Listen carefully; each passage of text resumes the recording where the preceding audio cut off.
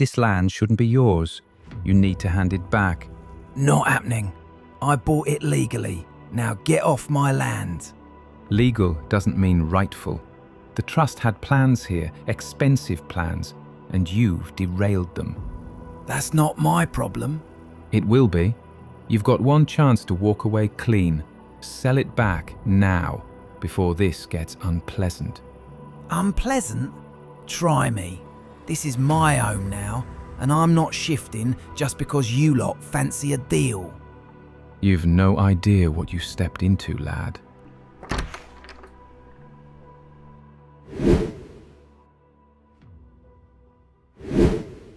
August in Kinlaig. First day back at it. Last night was a rough start. Ryan Calder knocking at the door, telling me the farm wasn't meant to be sold. I'm not buying it. This place is mine, and I plan to make something of it. So today, no drama. Just cleaning up the yard, sorting the cows, and getting this new goat yoga idea underway. If the trust think they can scare me off, they're in for a surprise. Right then, quick check on the Highland cattle before we crack on. All 10 of them looking incredibly healthy this morning. Feed stores are sitting at just over 30,000 litres, plenty to keep them sorted for a good while. They're worth about £1,600 each right now, which is brilliant for this time of year. Proper beefing up as full-grown adults, and in about 6 months they'll start reproducing, so that'll give us a nice little boost heading into next year. Now, silage pit. That's coming along nicely. Almost fermented, not quite there yet, but by the end of the month it'll be ready to shift and sell. Grass fields looking good too, although I really need to take extra care of it this month. Bit low on nutrients, so the plan is to get a small lime spreader and fertiliser combo. Been looking through the shop catalogue, and I think the Simper N64 Antec spreader for £8,650 is the one for us. Spreads lime and fertiliser, 18-metre working width, and an extra 1,210 litres of capacity. Perfect size, not too heavy, and I can finally ditch the old rust bucket sitting in the shed. Old spreader into the cell bay, and it's gone. £1,330. Let's get the new Simper hitched up. Lovely. Only issue now is I've got no lime. Brilliant planning from me. So we'll buy 2 bags, £900 total. That'll do the job nicely. Morning, Margaret. You all right? Oh, Liam, yes. Just checking in. How are things going over there? Settling in? Well, mostly. The cattle are good. Grass is holding up. But listen, something happened last night.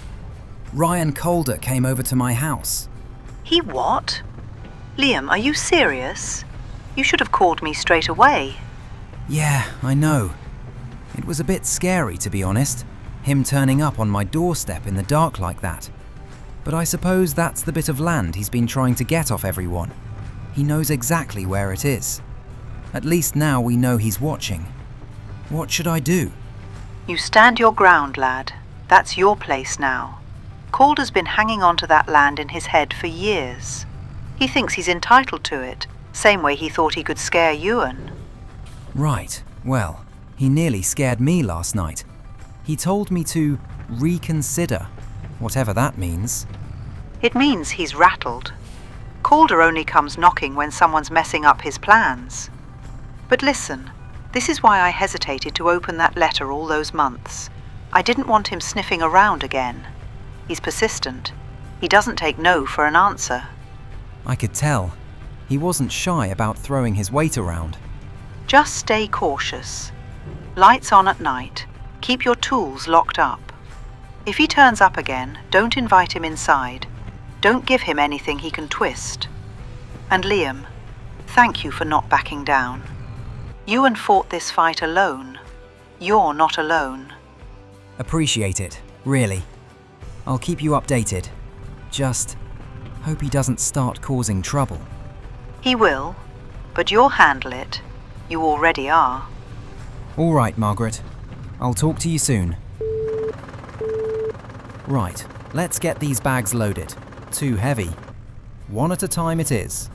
Don't fancy flipping the tractor today. Nearly put myself in the ground there. That's what I get for trying to be clever. Grace? Hey! Didn't expect to hear from you today. What's going on? Hi, Liam.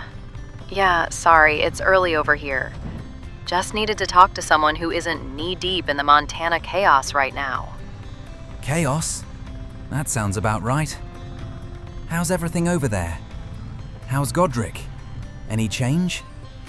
No, nothing new. He's still in the coma.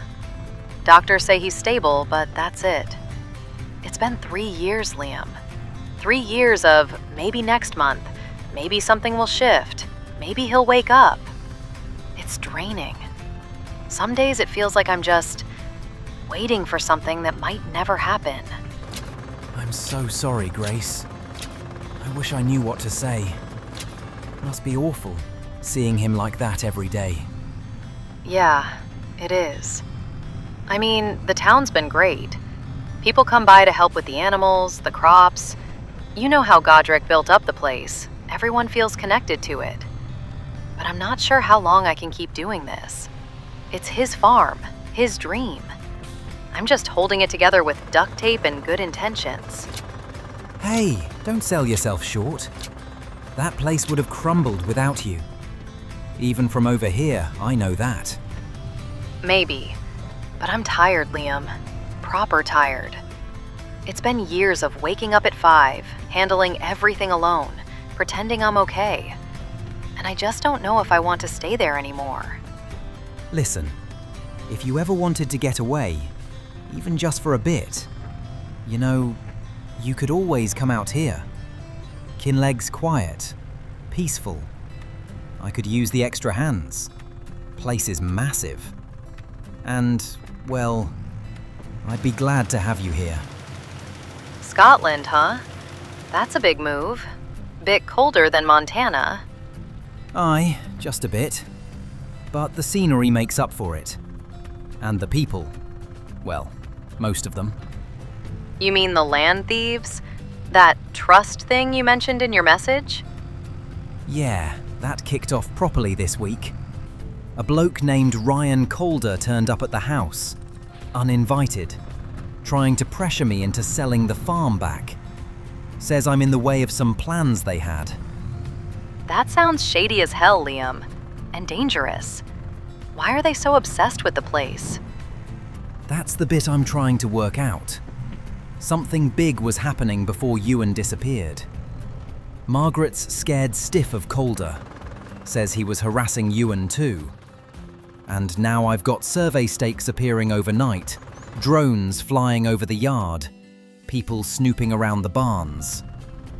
Liam, that isn't normal land buying pressure. That sounds like intimidation. Or worse. You need to be careful.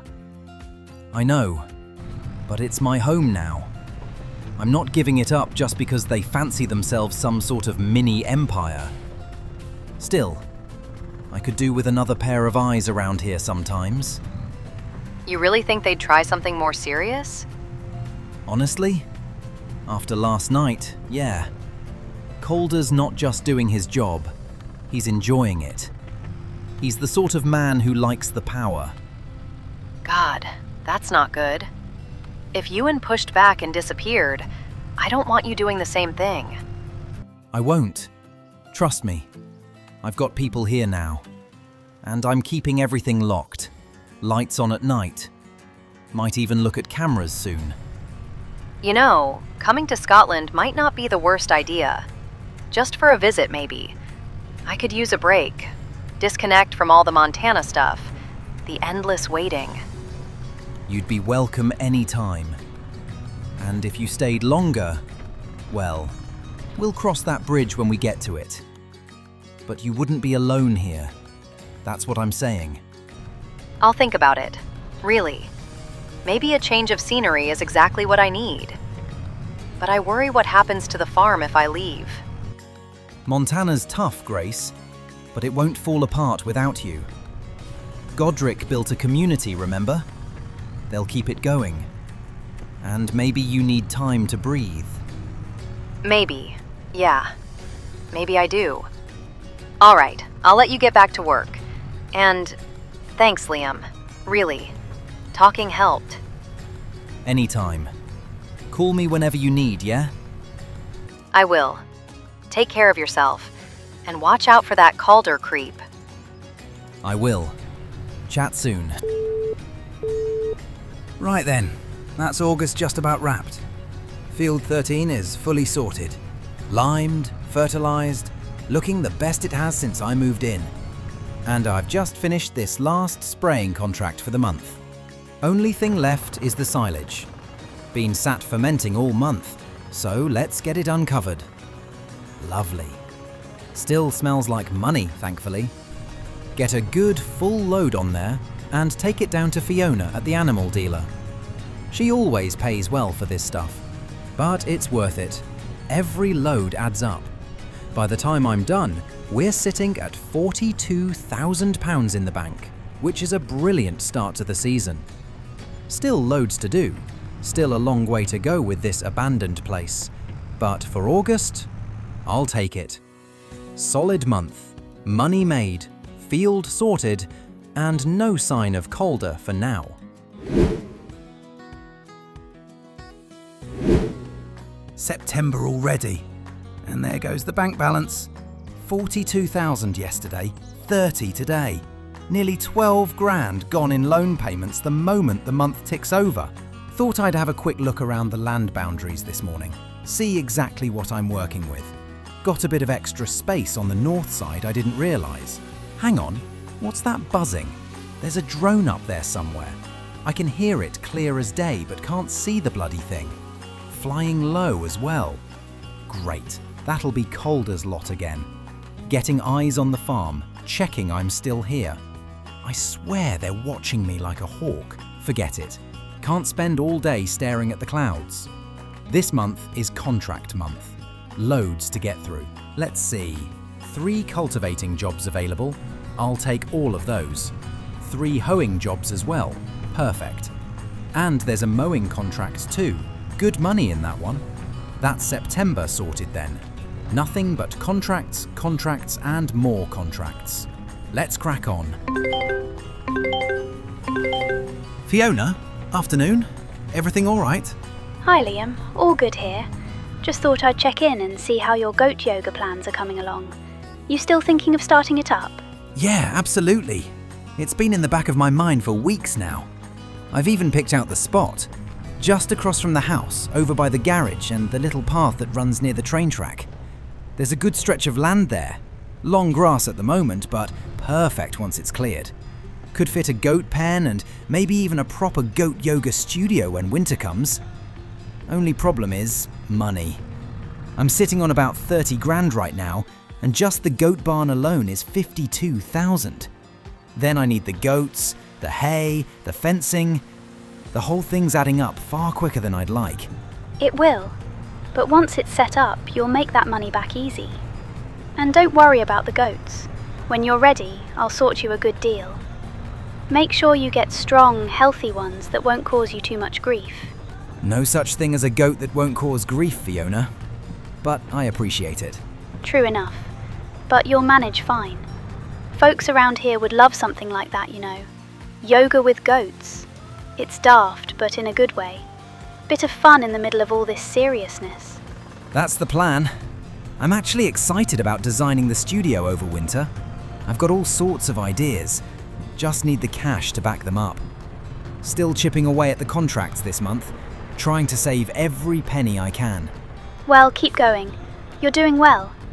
And after what you told me about that Calder man turning up, honestly, it's good you're focusing on your own plans instead of letting them intimidate you. Yeah, last thing I need is him sniffing around the goat yoga meadow before I've even built it. I heard a drone this morning. Sounded like it was right above me. Wouldn't be shocked if it was him keeping an eye on me. A drone? Good grief. He really can't take a hint, can he? Look, Liam, you keep your head down and keep building your farm. People round here support you. Calder won't win this. Thanks, Fiona. Means a lot. I've been trying to keep the vibe light, actually. Been thinking of name ideas for the yoga place. Wanted your opinion. Oh, go on, hit me with it. All right. What do you think of goated yoga? Goated yoga? As in the greatest of all time? Oh, that's brilliant. That'll go down a treat. Folk will love that. That's what I thought. Bit cheesy, but in a good way. Someone sees that on a sign and they're already smiling before they even get through the gate. Exactly. Keep it fun. It suits you. And once the barn's sorted, I'll help you get your first herd together. We'll make Kinlaig the goat wellness capital of the Highlands. Aye, I like the sound of that. All right, Fiona, I'd better crack on. Still got mowing jobs and half the county's contracts left to do before the month's out. A busy lad, as always. You call me when you're ready to start. I'll get everything arranged. Will do. Cheers, Fiona. Talk soon. Right, feels like all I've done this month is bounce from one field to the next, but the bank balance is finally looking half decent again. And all the while, this idea of goated yoga has been buzzing in the back of my mind. The barn, the studio, the whole thing could actually be something special for Kinlaig, a wee place folk look forward to visiting. But that's for later. October's coming, which means one thing: fresh grass and another round of silage to make. More hard graft, more long days, but one step closer to getting this farm exactly where it needs to be.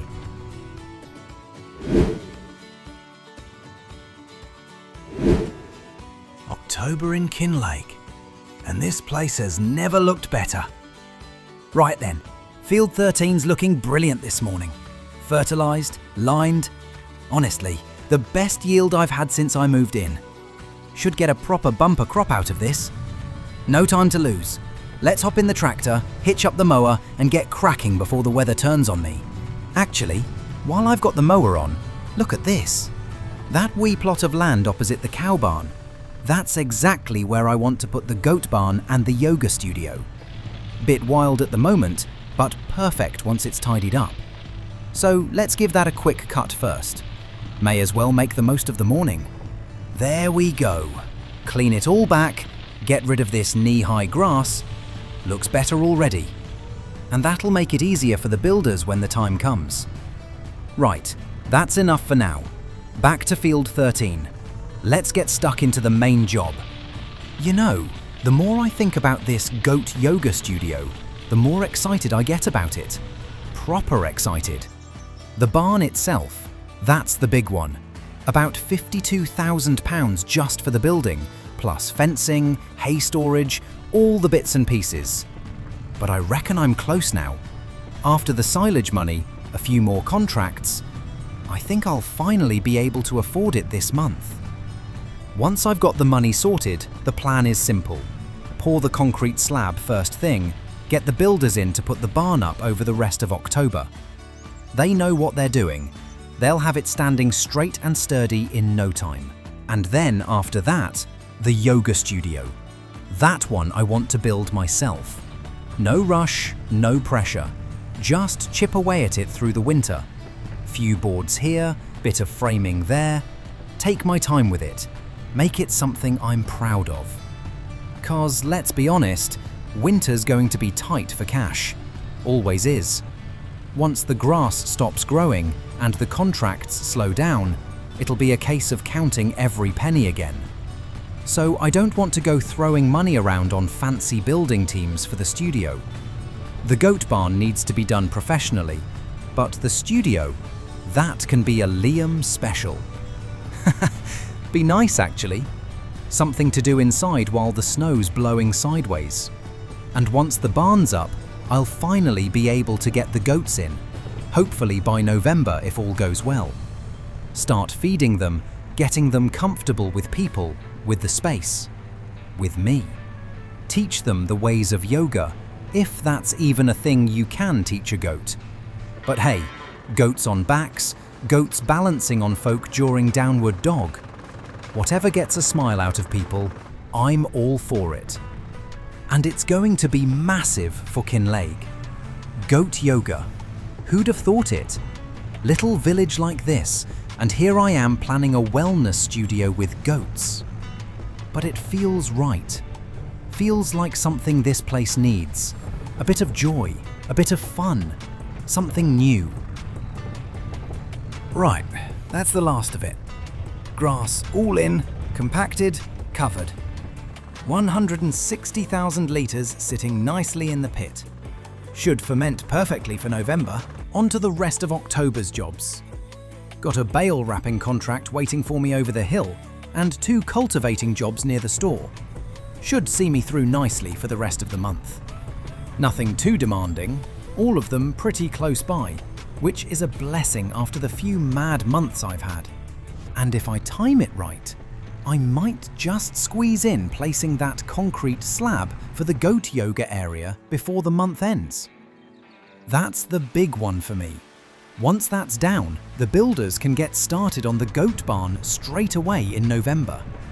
The sooner that thing's built, the sooner I can get the goats in, and the sooner I can start the yoga studio after that. All right, Uncle Alistair, how's things? Lad, just checking in. Haven't heard from you since the start of the season. How's the farm holding up? Busy as ever. October's nearly done.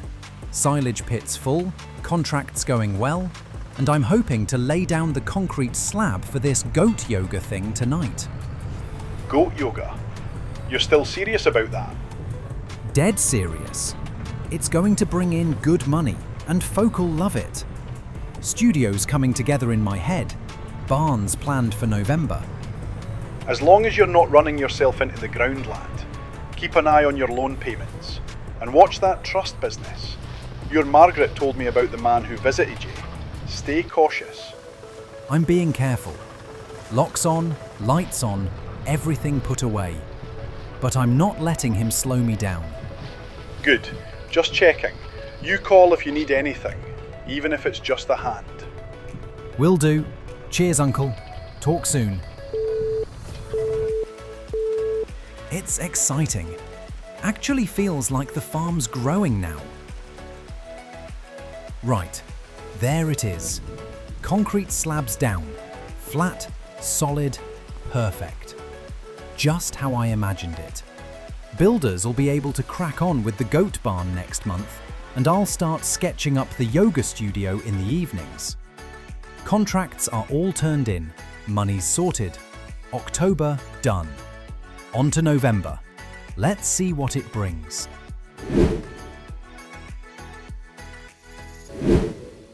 November in Kinlaig. And look at that. Goat barn's finally up. Builders did a brilliant job. And that there, taped off, that's the studio spot, slowly coming together. Right, let's have a look inside. Middle entryway here with the gate, nice and wide, proper solid hinges. Feeders on both sides through the middle, straw beds left and right. Water lines already piped in too. Cosy wee place for the goats. Studio plans have been approved. That's the next big project. But I've got to bring the materials in myself. 2,000 litres of cement bags, 500 litres of timber beams. And that's just phase 1 of 10. Silage isn't fully fermented yet, so I can't sell that. So the only option is contracts. Back to the grind. Right, let's see. 1 cultivating job, 2 deadwood contracts all nearby. Not a huge payout, but it'll keep the lights on. Let's hitch up the cultivator and get moving. Liam, you've put a barn up. A barn? After everything I told you? That's right, goat barn. Nothing to do with you. It has everything to do with me. You're building on land that isn't yours to build on. I warned you. I told you to hand the place back, and instead you doubled down. Ryan, I bought this place legally. You turning up at my door in the dark doesn't change that. The barn's staying right where it is. You think this is a joke, lad? You think you can just ignore me? You're going to pay for this. Mark my words. Hand over the deeds now, before you make this worse for yourself. I'm not handing you anything. Not the deeds, not the farm, nothing. Right, that's those 3 contracts handed in. And Calder hung up on. That'll shut him up for a bit. Anyway, no point stewing over that. I'm at the animal dealer now, and today's the day I finally get my goats. Liam, perfect timing. Ready for your first goats? Yes, please. If you want a proper start for the yoga barn, I'd say 2 adults to begin with. A breeding pair. They're calm, trained, and they'll give you kids next season. £1,000 for the pair. That sounds spot on. And for the studio itself, what about 5 wee ones? Baby goats. You can raise them yourself, get them used to human contact straight away, make them wee yoga masters from day one. All right, 2 adults and 5 kids. Let's do it. Right, into your new home, all of you. 2 adults, 5 babies. Look at you lot. This barn's perfect for you. Warm, clean, plenty of straw. And once you're all settled, I'll get the milk side of things going too. Goat's milk, cheese, and when you're all trained up, you'll be stars in the studio. Right, goats are in, but they'll clear out food fast, and I've got nothing left because all the hay's gone to the cattle. 1 hay bale at Kilted Pistons, £1,500. Pricey for a single bale, but they need it. Let's go get it. That's the hay bale on. Now, before I head back, let's look at studio materials. Only place selling cement bags is the warehouse. Not too far, thank God. But they're £1,500 each. And wood beams, £4,200 a pallet. Thankfully, I only need half a pallet, 500 litres, but still expensive. £5,500 left, minus the hay bale. Yeah, no chance. That's me skint again. Right, bales offloaded, goats are fed. That's the important bit. But I can't buy any materials yet. Not until I've made more money, which means only one thing.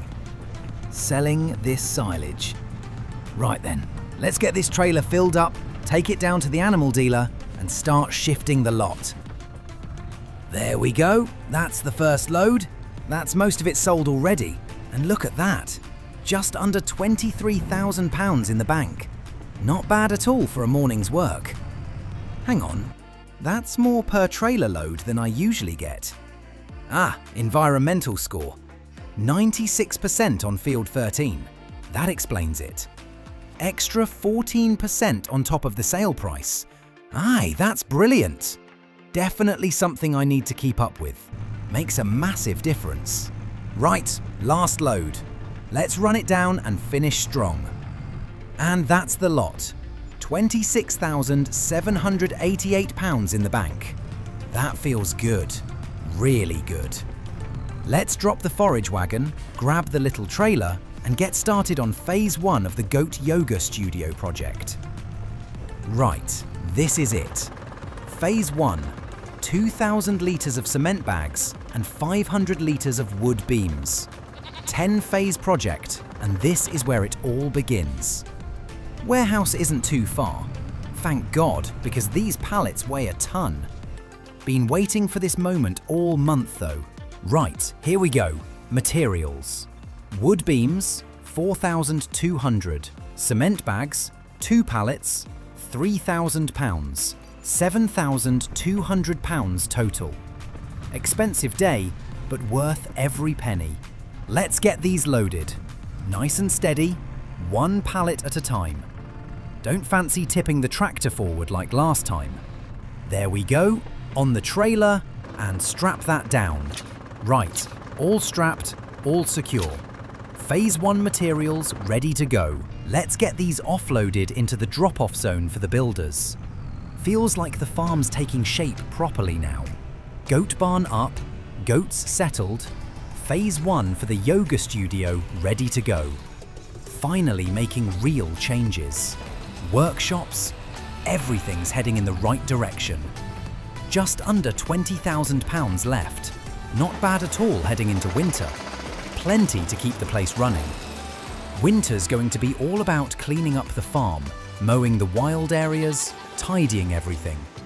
Get the whole place looking sharp. November done. Big changes made. Now it's time for winter. And time to build something special here in Kinlaig.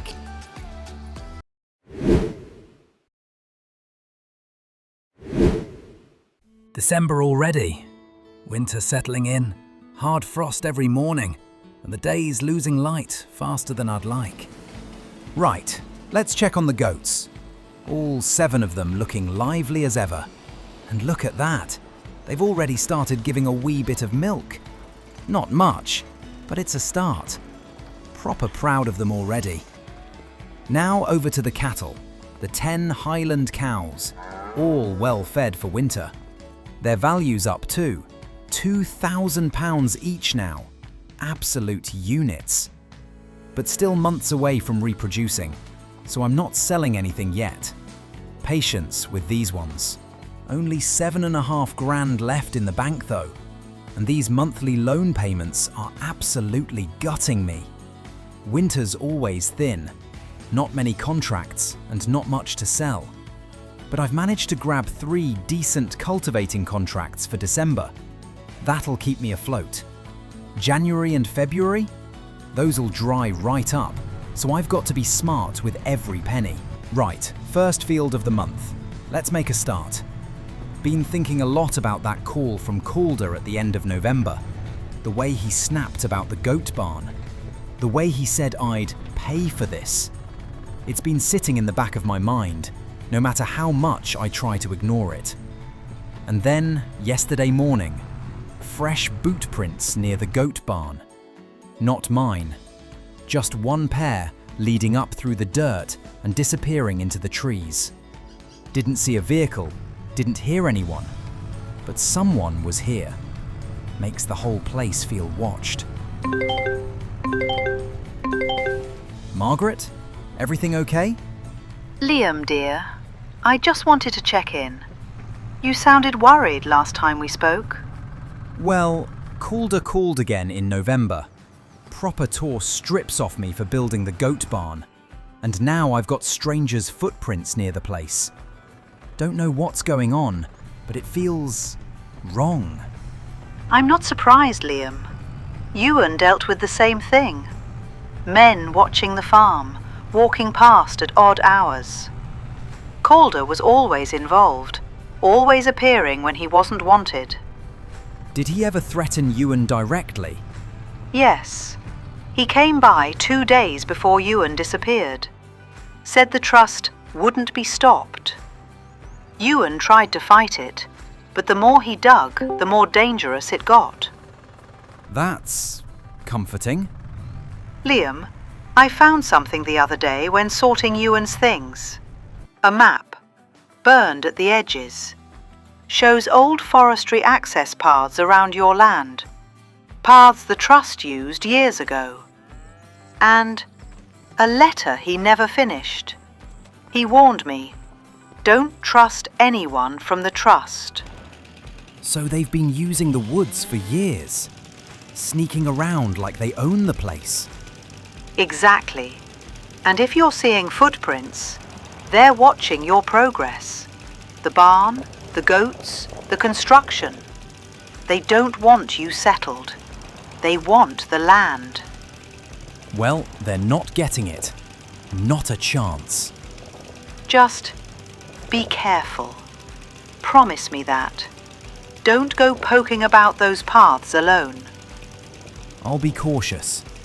Thanks, Margaret. Honestly, means a lot. December's quiet, but I've got work to do. Studio to build, goats to look after, and a farm that needs running. So, today's job is giving this whole place a proper tidy. Just finished running the strimmer around all the edges. The barn walls, the fences, the path to the house. Looks miles better already.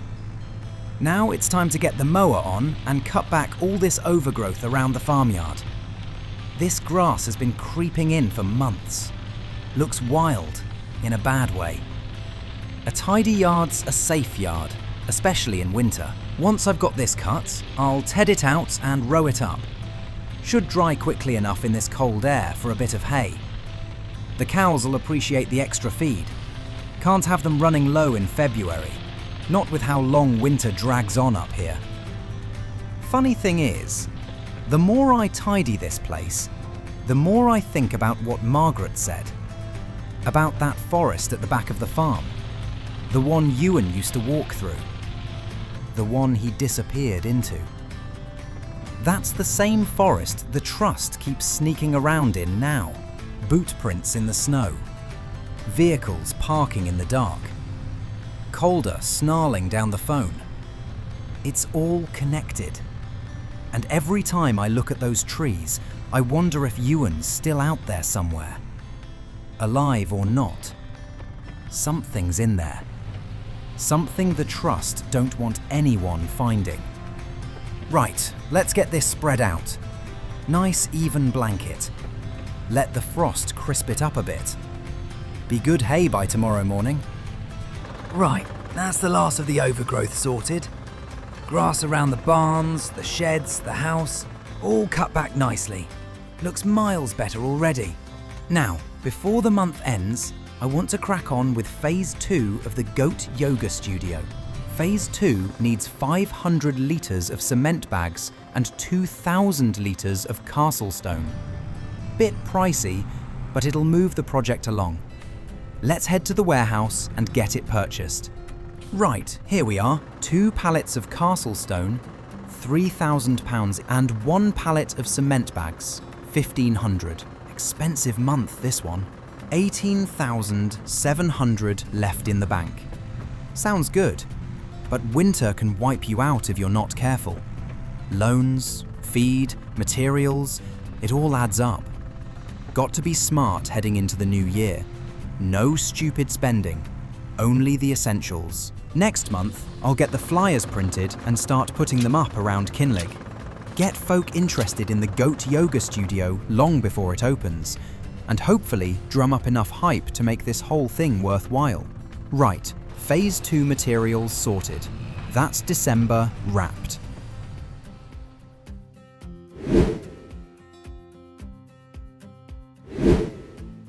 January in Kinlaig. Cold enough to freeze your eyelashes, but no snow yet. Just that sharp winter air and long frosty mornings. And there it is. Studio foundations finally down. Lovely clean rectangle, all levelled out, ready for the walls to go up. Looks brilliant so far, but only £6,700 left in the bank. Progress is going to slow right down unless I scrape some money together. Losing 12 grand a month on loan repayments is absolutely brutal. Got to be smart this winter. Let's finish tedding the overgrowth grass from last month. Other half of the yard still needs turning over. We'll get some good hay out of this once it's dried. Cows will appreciate it. Every bit helps in winter. Fiona, perfect timing. How's things? All good here. Just thought I'd check up on the goats. How are the wee troublemakers settling in? They're brilliant, proper energetic, eating everything they can get their teeth on. And the barn's holding up nicely in the cold. Phase 2 of the studio's underway as well. Foundations in, next steps walls, once I can afford the materials. Oh, that's exciting. You'll have the place looking incredible by summer. How's the planning for the big opening? Funny you ask. I'm wanting to put up flyers in Kinlaig, build a bit of buzz. Goat yoga isn't exactly something the Highlands is known for, so I need to get the word out. Aye, that's an understatement. But folk will love it. And if you want flyers, I'd love to help. I've done posters for the animal shelter and the market days before. Be easy as anything. Seriously, that'd be amazing. Saves me struggling in Canva for 6 hours. I'll get some ideas together and send them your way. Perfect. Oh, And how's the feed situation? The goats eating you out of house and home yet? Not yet. I'm doing this hay right now to top up the cows, but the goats are eating at a steady pace, which is good. You're doing great, Liam. It's a lot, but once that studio's up, you'll be laughing. And the goats will be stars. Especially those babies, they're naturals. They climb on everything. Good practice for the yoga sessions though, I suppose. Exactly. Just keep at it. Call me when you're ready for the flyers. I'll put something lovely together.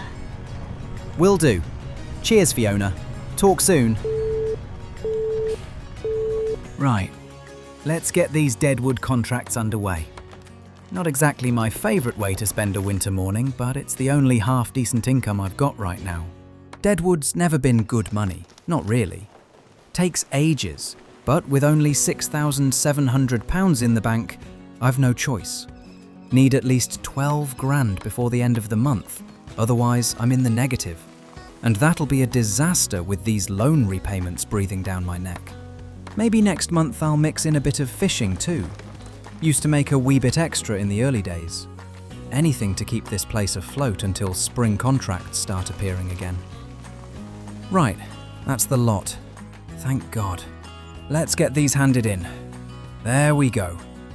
Not amazing money, but enough to inch the balance up and keep things going for now. January's been thin. A lot of hard graft for very little reward. Studio check before the month ends. Phase 2 materials are processing. Cement bags, castle stone, still going. So I've no idea what Phase 3 even is yet. Doesn't matter anyway. I couldn't afford it if I wanted to. Nothing but wood transport jobs left. Onward to February.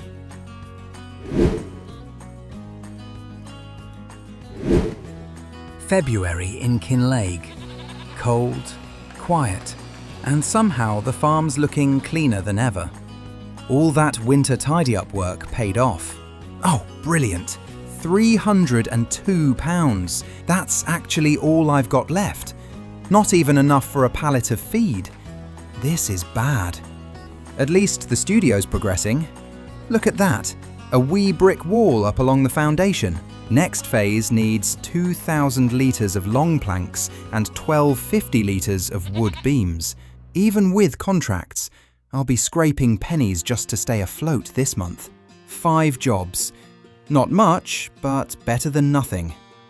Right, no choice. Get the tractor, get moving, and don't stop till the money comes in. Disheartened? Absolutely. But I didn't come to the Highlands to quit. Morning, Fraser. Thought I'd check in. I've been observing the progress on my land. Your land? You must be joking. You've got no right to even step foot on it. Funny you say that. Some people in Kinlaig believe the trust still holds an interest. And interest is a powerful thing. You come near my barn again or walk on my property without permission and I'll make sure the police hear every bit of it. I'm not scared of you, Calder. Oh, you should be. You've no idea how deep this runs. You're picking up where a very foolish man left off. And look how he ended up.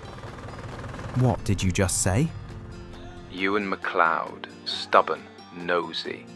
Thought he could coast by and ignore warnings, just like you. He started digging where he shouldn't have, poking around the old forestry paths, bothering the wrong people. What do you know about Euan? Tell me. Enough. Enough to recognize the signs. Enough to warn you.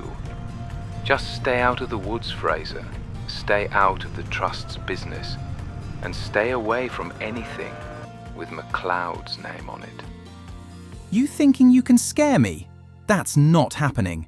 You so much as breathe in the direction of my land again, and we're going to have a real problem. It isn't your land we're worried about, Liam. It's what's under it. What do you mean, under it? Calder? Enjoy your winter contracts.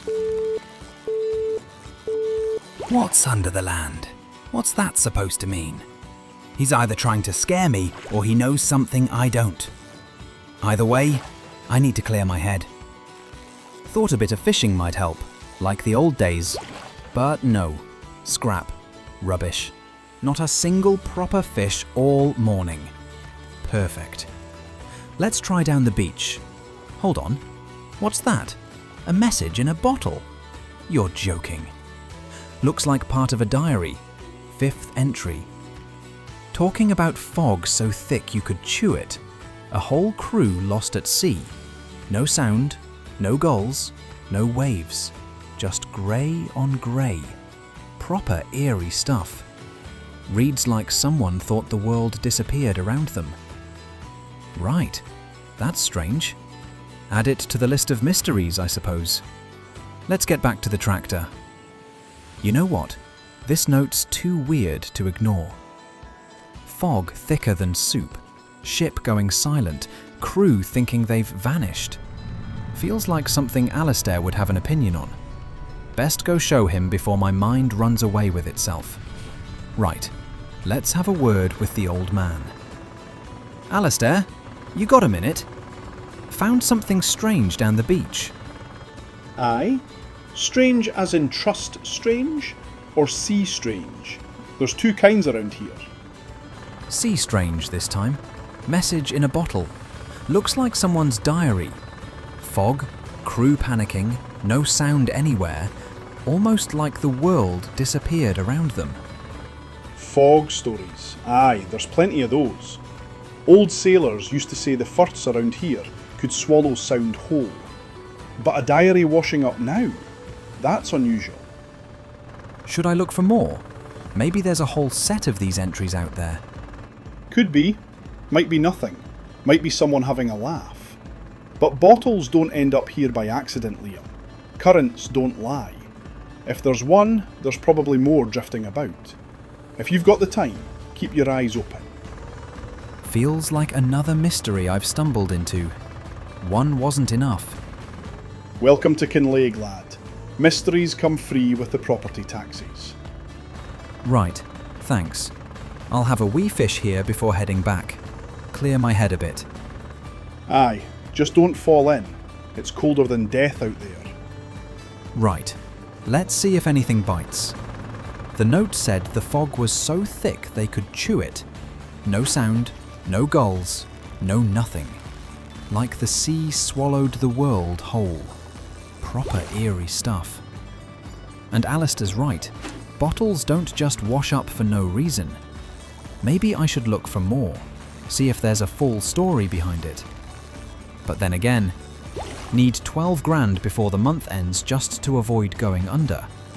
I can't exactly spend February wandering around the coastline hunting for bottles. Right, enough fishing. Deadwood contracts it is, before the bank manager comes knocking. Grace, how's things over in Montana? Oh, you know, same old. Feels like we're living the same day on repeat sometimes. I can imagine. It was rough, for a long time. But honestly, it's eased up. I've been teaching some of the locals how to run the farm. A couple of old hands, a contractor or two. They've taken over most of the daily work now. I'm doing more supervising than anything. First proper breather I've had in years. Sounds like you deserve it. You've carried that place on your back. Maybe, but it feels strange, not doing everything myself. You know you're welcome here. Scotland's slower, and I could use the help, to be honest. All right, I'll think about it. Seriously, maybe a change wouldn't hurt. I'll keep you posted. Good. And take care of yourself, yeah? You too, Liam. Talk soon. Right. Contracts handed in, and yeah, still not enough. Not even close. I've barely scratched past what I need for next month's loan payment. Looks like I'll be going into debt in March. Brilliant.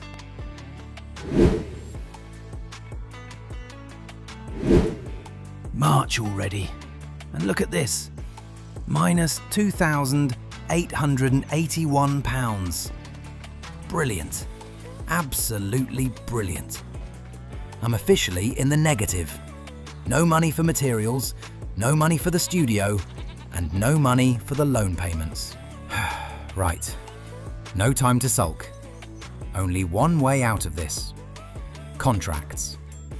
Boring. Very boring. But it's all I've got right now. So let's get on with it. Thankfully, it's the start of spring now, so better jobs are starting to show up. Bale wrapping for 3,600. I'll take that. And 5 deadwood jobs. Of course. Deadwood till I die. Fiona, how's it going? Morning, Liam. I've finished the goat yoga poster. Left a copy for you in the tractor, glove compartment. You should have a wee look. Oh, really? Hold on, let me check. Ah, here it is. Let's see. Oh, wow. Fiona, this is incredible. Honestly, that's perfect. Clean, bright, the goats look brilliant on it. And the colours, spot on. This is exactly what I wanted. Thought you'd like it. You've got to catch people's attention, especially with something as unique as goat yoga. Can't exactly rely on word of mouth in Kinlaig. Aye, no one's wandering around saying, you know what we need? Yoga. With goats. This will help a lot. As soon as I finish these jobs, I'll head into town and start putting them up. Shop windows, notice boards, the cafe, post office. Get the buzz going early. That's the way. The more folk see it, the more curious they'll be. And curious people turn into customers. Hopefully. I need this studio to pay off, and the goats deserve to be local celebrities. They already think they are. Those wee ones climb on anything with a flat surface, including each other. Aye, perfect training for yoga sessions. All natural talent. Right, thanks again, Fiona. This poster is going to help loads. Anytime, Liam. You need anything else, just call. Will do. Speak soon. Right then. Once these contracts are done, it's straight into Kinlaig to get these posters up. Time to let the locals know goat yoga is coming. Hold on. How did I wander this far into the woods? Must have been daydreaming after talking to Fiona. No reason to stay out here any longer. I'm heading out before the silence swallows me. Jobs handed in, bale wrapping, deadwood, all done. Bank's up to 5,000. Still nowhere near loan money, but at least I'm not drowning below zero anymore. Off to Kinlaig. Posters need putting up, and no one's going to see them sitting in my tractor. Parked up. Let's get moving. Cafe window first. Everyone stops here for something. Perfect spot. Then the shop. Plenty of foot traffic. Onto the post office board. Nice and visible. Even slipping one at the mechanic's place. He'll make fun of me for it, but at least folk will be talking. Goat yoga is officially making its debut in Kinlaig. Posters done. Now to check the contract board. 2 bale wrapping jobs and a hoeing job. Finally something with decent pay now that spring's here. That's a weight off my shoulders. Back at the farm, time to get clever. Weeder on the back, bale wrapper on the front, and the pallet of wrap balanced on the forks. Looks ridiculous, probably unsafe, but those fields are next to each other. 1 trip instead of 2. Efficiency at its finest. Or madness. Either way, off we go. These 3 jobs really need to carry me through this month. Funny how you start a farm thinking it's all tractors and sunshine, and then winter hits, and suddenly you're the most desperate man in the Highlands for a decent contract. Still, work is work, and I'll take anything at this point. These bale wrapping contracts always crack me up. Farmer leaves 1 bale, perfectly placed like it's some sort of test. At least they pay all right. Not great, but all right. And the new poster from Fiona still has me smiling. Goat yoga. Imagine telling my younger self that's where all this was heading. Back then I didn't even know what yoga was. Still don't really, but I suppose I'll learn when the goats start climbing on people. The weeding job isn't too bad today. Soil's soft, weather's calm. One of the easier spring ones. Makes me miss the days when I was just starting out, fishing to survive, doing odd jobs around the village. Didn't have £10,000 loans knocking at my door back then. Right, last job nearly done. Then I can breathe for 5 seconds before the studio drags the money out of me again. The last bale wrapping contract. Oh, brilliant. Dropped it. Straight onto the dirt. Smooth, Liam. Very smooth. Imagine if Kinlaig could see this. Goat yoga instructor by summer, pallet dropper by spring. At least it's peaceful out here. Gives me time to think.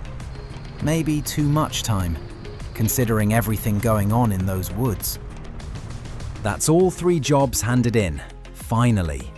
19,000 in the bank now, which feels like a miracle compared to how this month started. Might just be enough to get the next phase of the studio moving. I'll head straight to the warehouse for the materials.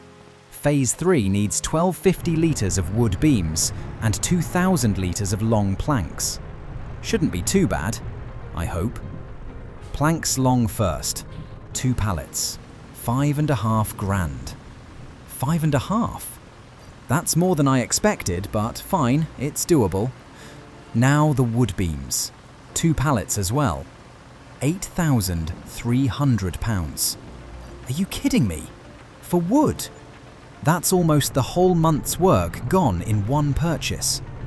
I cannot believe I didn't do the maths on this before I came here. Absolutely ridiculous. How did I not see this coming? Well, too late now.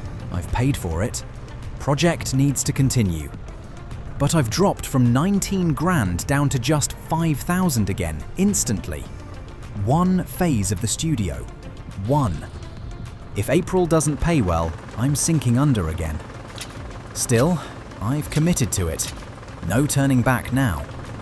Let's hope this next phase doesn't bankrupt me entirely. At least the grass in Field 13 is coming up nicely. Should be ready to cut next month, and that'll bring a good chunk of money in. Proper harvest again. Once that's sold, and with these loans nearly finished, maybe I can finally breathe. March has been rough. Started negative, nearly ended negative, and I'm still balancing on a knife's edge. But it's progress, and progress is all I can ask for.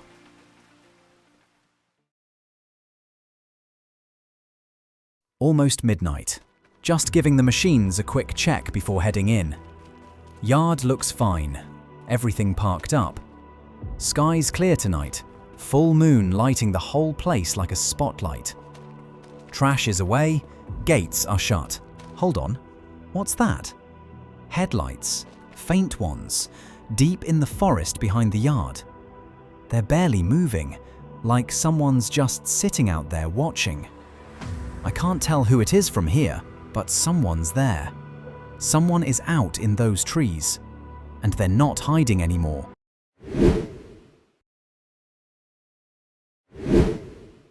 Welcome to April. It's absolutely bucketing down, but honestly, I'm just glad winter's finally over. Look at this place. And look at that bank balance. Minus 7 grand. Winter proper kicked me in the teeth this year. But spring's here now, which means it's time to turn this whole operation around. First cut of the year, ready to harvest. 15 grand every 3 months if I stay on top of it. Goats are looking brilliant today. 9 of them, healthy, fed, happy. And the cattle, they're looking incredible now. 10 of them, worth about 2.5 grand each. But they're pregnant now. New calves coming later this year. Once that happens, options open right up. Right, time to get myself out of the red. 2 simple hoeing contracts today, nothing fancy. Just enough to put me back into the green without wasting half the month doing everyone else's dirty work. Let's crack on. If everything goes right this year, I'd love to rely less on contracts and more on the farm itself. I'm grateful for the work, but I don't want to spend every month running around fixing someone else's fields. I want to build my own. This goat yoga studio, once it's done, that's going to change everything. August is the goal. If I can keep the money rolling, keep the fields cut, and keep the cattle healthy, we might actually make that deadline. Field 13 alone gives me 15,000 every 3 months, 3 cuts a year if the weather cooperates. That's 45,000 just from grass. Add the goats, the cattle, the studio once it opens. A proper, self-sustaining Highland farm. That's the last strip done. I'll park the weeder, grab the mower, and get started on my own field. Time to make some real money.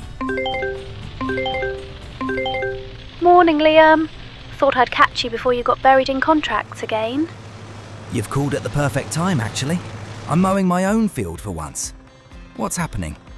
Well, your goat yoga posters, the ones you stuck up at the shop and the petrol station. People have definitely started talking. And by talking, I mean every old lady in Kinlaig has an opinion. Oh no. All bad? Surprisingly, mostly good. A few are confused, obviously. Highland folk aren't used to goats doing downward dog. But plenty are curious. I even had someone asking if they could book a spot already. You're joking. The studio isn't even halfway built. Aye, but that's the thing. People love following a journey. Which brings me to my point. You need an online presence. Online presence? Fiona, I barely know how to take a picture without my thumb in it. Then it's time you learned. Everyone's glued to their phones these days. If the townsfolk are already talking, imagine what happens when you start posting updates, progress shots, goats doing funny things, your studio coming together. Instagram, TikTok, whatever. Pick one and start. I don't know the first thing about all that. I just farm. And occasionally fall off tractors. It's not hard. I'll help you if you want. Honestly, Liam, this could make a huge difference. The more eyes you get on the project, the more bookings you'll get when the place opens.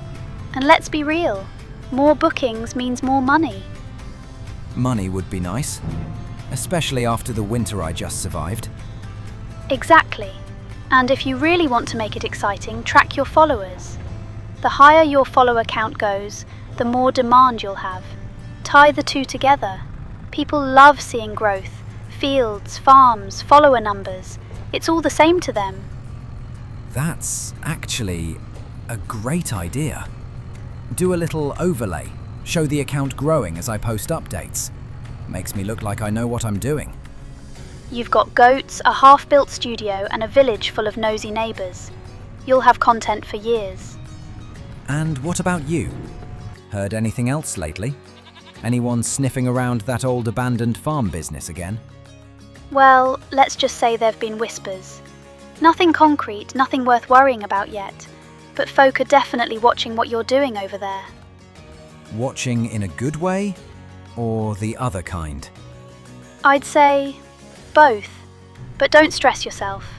Focus on building the studio and getting this online stuff sorted. And Liam, seriously, your story is half the reason people are interested. Lean into it. I suppose that's true. All right then. Instagram it is. I'll set up a page tonight. If I get stuck, I'm phoning you back straight away. Oh, I know you will. Good luck with the work, superstar. Cheers, Fiona. Talk soon.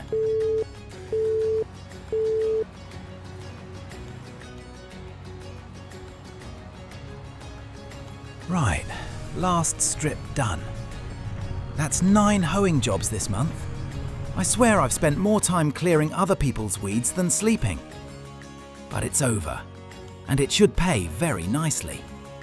Here we go. Oh yes, keep it coming. Look at that balance jump. £30,848. Now that's what I needed. Studio's on phase 3 now. And it needs 2,000 litres of roof shingles. Roof shingles? Don't think I've seen those at the warehouse before. Best head over and check. Still can't believe how quickly this project is chewing through materials. Ah, roof shingles. £1,915 a pallet. Need 2 of these. Just under 4 grand. Easy enough? Perfect. Plenty of cash left over too. This is the first month in ages where I'm not panicking about money. Once these shingles are delivered, the builders can finish the roof. And once the roof's done, that's halfway there. If everything keeps moving at this pace, we might actually get this studio open by summer. The only thing that could slow us down now is money. Every phase seems to have its own surprise cost. But for the first time this year, I actually feel like I can keep up. That's the shingles sorted. Oh, wait, I nearly forgot about the silage bunker. That grass has been sitting there all month. If I don't compact and cover it before May hits, I'll lose the whole batch. 115,000 litres to compact. Brilliant. Working into the night again. Story of my life. Come on, nearly there. And covered. Done just in time. April's been brutal. 27 grand in the bank after expenses. Bunkers sealed. Studios moving along. Bring on May. I'm ready for it.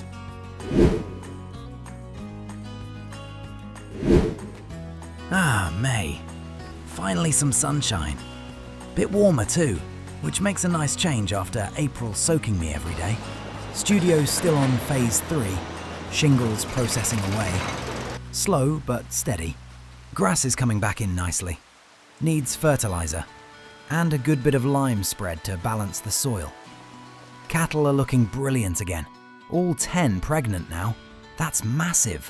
Herd's going to double before long. Proper Highland powerhouses. Right, time to get these nitrogen levels back up. Let's get this spreader hitched. Nice thing is, I've got everything I need in the shed. Plenty of fertilizer, plenty of lime. Should be enough for the next couple of cuts, no problem.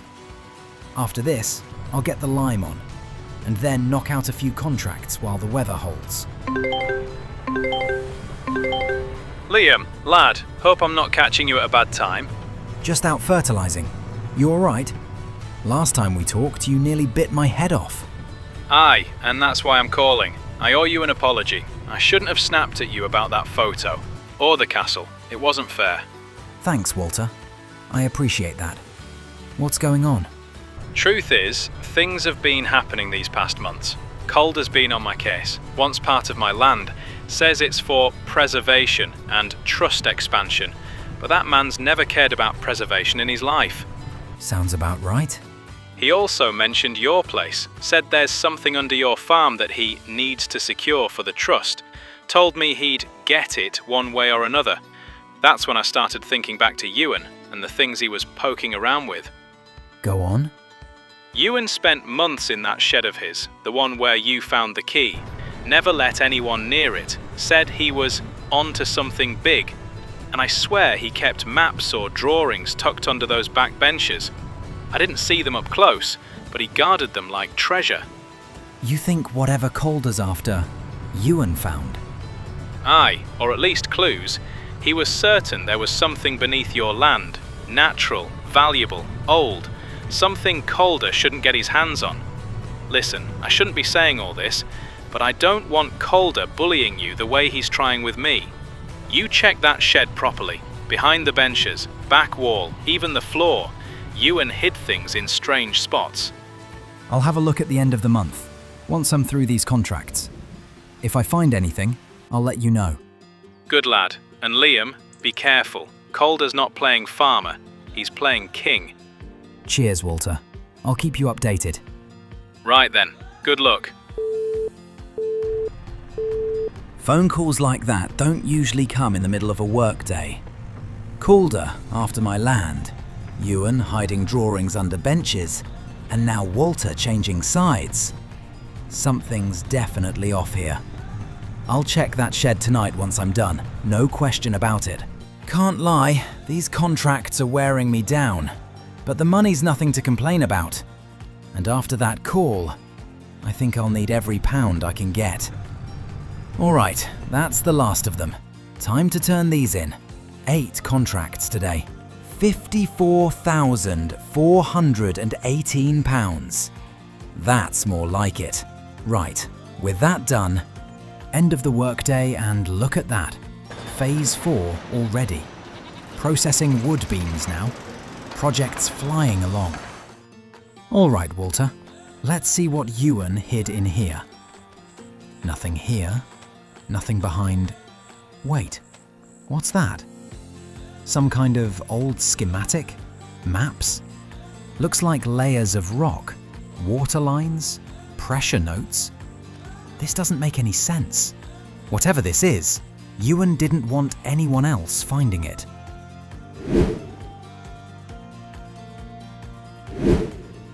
Welcome to June. Bright skies over Kinlaig. The farm looking better than ever, and plenty of work ahead. Studio's on phase 5 now, which is great, but it needs over 700 litres of wooden beams, and I've only got about 25 litres left in the stack. So before anything else this month, I'd better go get another pallet and keep the builders moving. Can't let this project stall. Right, beams first. If I can keep the supplies flowing this month, the builders should make solid progress. Let's get over to the warehouse. 1 pallet of wood beams. £4,200. Expensive, but necessary. Halfway through the phases now. 5 down, 5 to go. Might get it finished by August if everything lines up, though honestly, probably looking more like September. Either way, it's happening. Let's get this loaded. There we go. Strap it down tight. Can't lose this on the road. That'd be the most expensive pothole in Scotland. Nice, easy run home. Good to tick the materials off first thing. Keeps the whole month on track. Beams delivered. Builders should be able to chew through phase 5 now. This project's finally starting to feel real. And now, the moment of truth. Silage should be fully fermented by now. If it's ready, I can sell the lot and bring in a nice chunk of cash. 40,000 in the bank at the moment.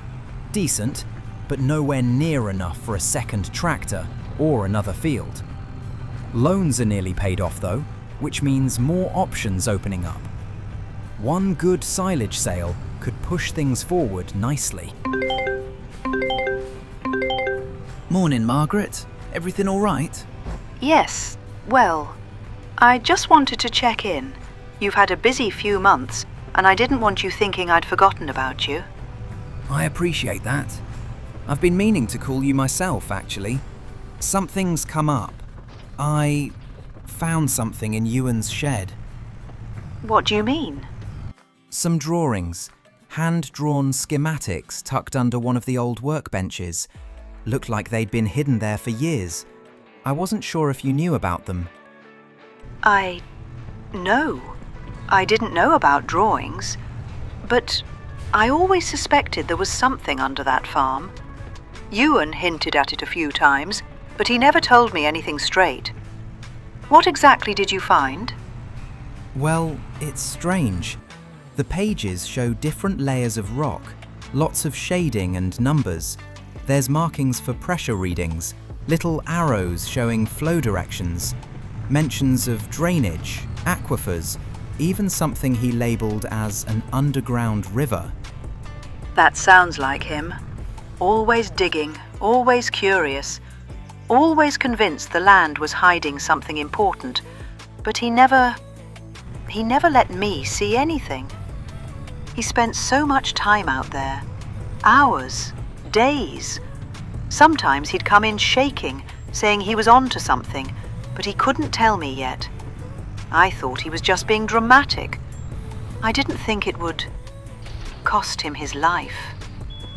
You didn't do anything wrong. None of this is on you. Whatever he found, he kept it hidden for a reason. Maybe he was trying to protect you. Thank you, Liam. Really. I'm sorry. I didn't mean to fall apart on the phone. I just I'll keep digging, all right? I'll look into the drawings. I'll see if there are any more notes in the shed. And if I learn anything, I'll tell you first. That means more than you know. I should go. I need a moment. Of course, take all the time you need. Call me any time, Margaret. I will. And Liam, thank you. Poor woman. Whatever Euan was investigating, it's deeper than I thought.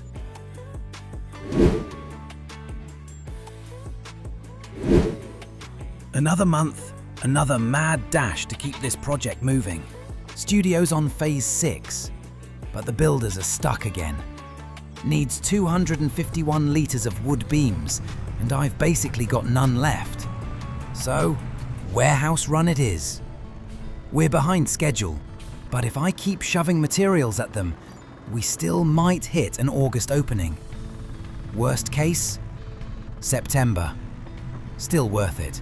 1 pallet of wood beams, £4,200.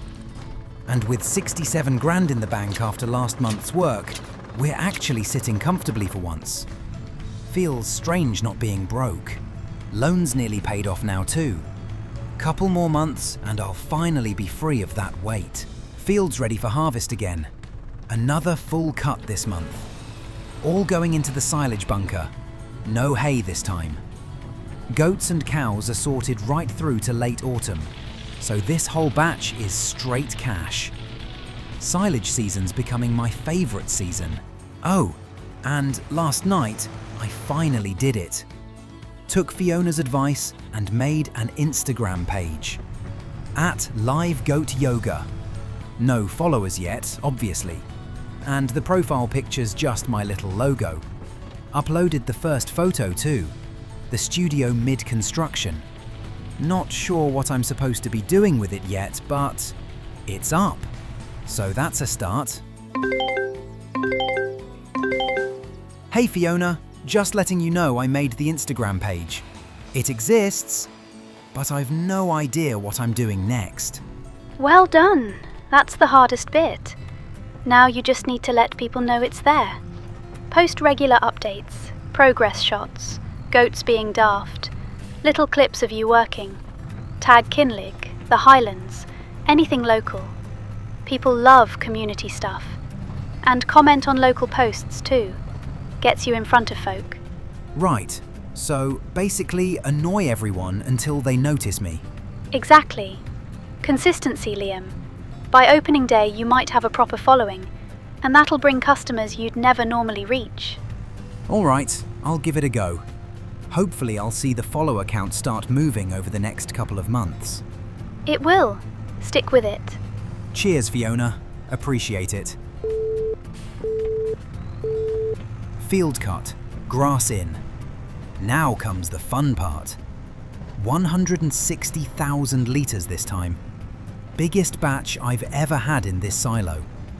And that's it. Final load in. 160,000 litres packed into this bunker. Hard to believe it all came off the same field. So, what do we buy next? Another field? A new tractor? Something else? Big decisions coming. Compacted to 100%. Perfect. Covered and fermenting. That'll be a solid payday when it's ready. Phase 7 ticking along. 3 phases left. We're getting there. 11:30 at night and these builders are still going. Studio's on phase 7 now. They've chewed through most of the beams I brought earlier. Only 250 litres left, and they need double that to keep going through the night. If I want this project anywhere near done by August, I'll need to get more supplies right now. Not how I imagined ending July, but here we are. Hold on, that pickup behind me. It's been there since I left the farm. 5 minutes at least. Full beams on me the whole way. Who's driving that? I can't see a thing with those lights. What? Someone got out and ran. A man, I think. Bolted into the dark and left the pickup out on the roadside. Who was that? Why follow me? And what am I supposed to do now?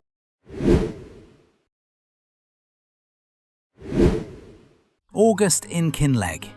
New month, new jobs, and hopefully a bit of progress round the farm. Goat Yoga Studio's nearly there. Looks like phase 9 out of 10 is about wrapped up. But if I push, I reckon we can open our doors in September. That'd be brilliant. And the stars of the show, 9 happy little goats. All healthy, ready for their big yoga debut. Cows are doing well too, sitting at 70% reproduction. Couple more months and we'll have calves running about. Can't wait for that. Field 13's looking decent after last month's cut. Needs lime. Definitely needs some more fertilizer before the next one.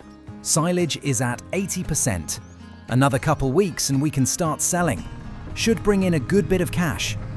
Bank balance is sitting at £56,000. Right, jobs for this month. Let's see. We've got 1 mowing contract. I'll knock that out first. And 4 cultivating contracts after that. Should keep me busy. Let's get these accepted and get to work. You know, I still can't stop thinking about what happened at the end of last month. That whole run-in at the warehouse. It was proper strange. I pulled up, and when I turned back, that pickup behind me just stopped dead. Next thing I know, the driver panics, jumps out, hood up, and bolts off into the dark. Didn't even try to hide it, just ran. I didn't get a look at his face, not even for a second. Just a silhouette legging it down the road. Left the pickup right in the middle of the lane like some kind of warning. Reported it to the police, of course. They towed it off later that night, but no idea who it belonged to or why they were tailing me. And that's the bit that gets me. I've never seen that pickup around Kinlaig before. And what if it's the same one I saw in the woods months back? The one with the lights pointed straight at my place. I never found them either. 1 second they were there, next second, gone. It's all a bit of a mystery.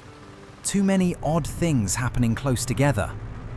The envelope, the old land documents, Euan's name popping back up, and now someone's following me around at night. Doesn't feel like coincidence. But no point spiraling.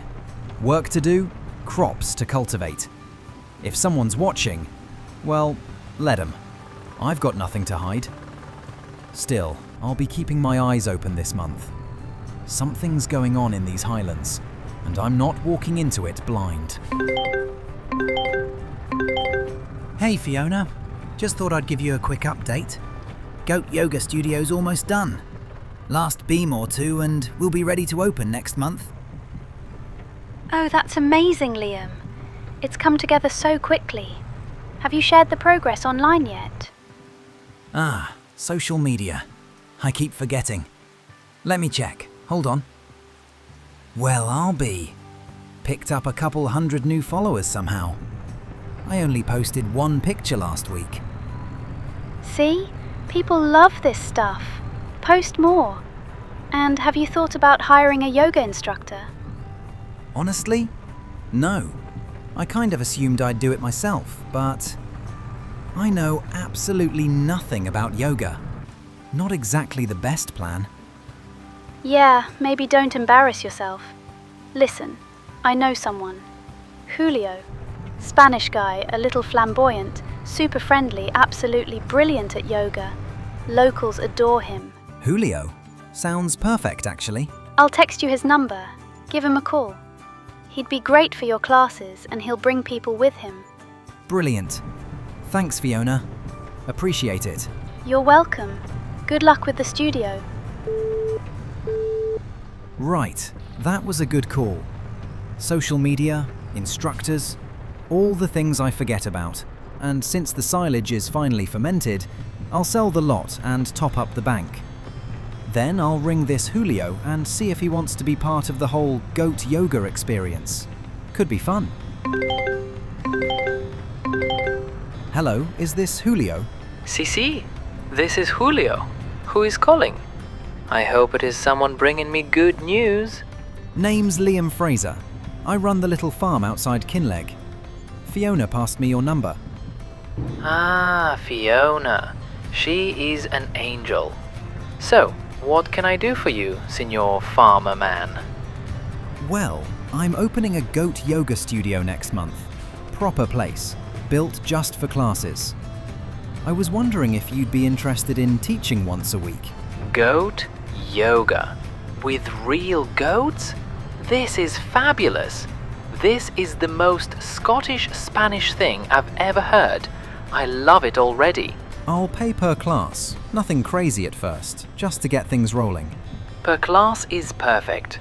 I don't need much, just happy people, good vibes, and goats that don't bite me, yes? Can't promise the last one, but they're friendly enough. Then I am in, Liam. Count me in. This will be amazing. I will help you bring crowds. We will make this place famous. I will come for the opening next month. Brilliant. Appreciate it, Julio. Looking forward to working with you. He sounds fun. This is going to be great. Now, studio's nearly finished. Just needs one more wood beam. Right, where did I put that last one? Aha, there we go. One lonely wood beam sitting on the shelf. Perfect. Let's get this in place. Silage all sold, and would you look at that? £104,000 in the bank. That'll do nicely. And done. Goat Yoga Studio officially complete. Look at this.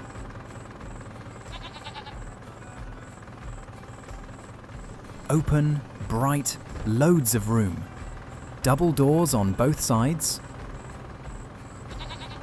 Good airflow, easy access. This is brilliant. Upstairs too. Perfect for a wee staff area. Bit of admin, keep the money safe. Can't believe it's finally done. September's going to be a big month. Goat yoga properly begins.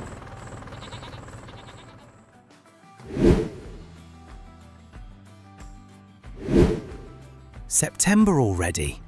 And that means one thing. Goat yoga is officially open. Can't believe we actually made it. Look at that. First class absolutely buzzing. Julio's in his element. Customers loving it. Goats doing their thing. Brilliant turnout. Place looks amazing now. Put up those new fences at the start of the month. Couple benches, signs, proper little car park for everyone coming in.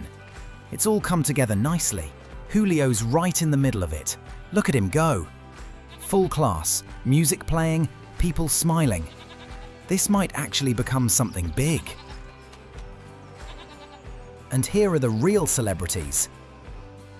11 goats now. With 2 wee babies born just in time for the opening. Couldn't ask for better timing. Proper little money makers, these ones. 1 loan payment left. Finally. That's massive. Feels like things are finally turning around. Right, where to invest next? Field 14's tempting, 150 grand, but lot 72 next to the farm would be huge for buildings and productions. Field 16's 208,000. Field 12's even bigger, but well out of my price range. Field 10 for 130, or Field 9 for 100. Field 9's cheap, but soil quality's not great. Still, it might do. And I've no idea what I'd plant yet. Need to think about that.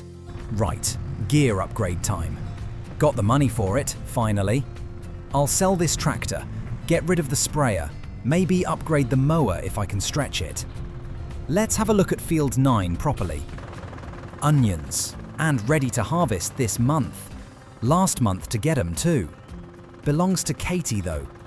I'll need to have a word with her if I want to buy it. Could make a tidy bit harvesting all this. Right, sprayer's going. Tank's worth 1,200. Arms another 2,400. Not much, but once the tractor's gone, I can't use any of it anyway. Next stop, the bank. Time to get a big loan sorted and really expand this place. Good afternoon, Mr. Fraser. What can we help with today? I'd like to take out a loan, £300,000. That's well within your limit. At the moment, the maximum we can offer you is $700,000, so you're well below that. Over 3 years, interest would be at 4.2%, with monthly repayments of £9,000. That sounds perfect. Let's proceed. Very good. I'll process that now.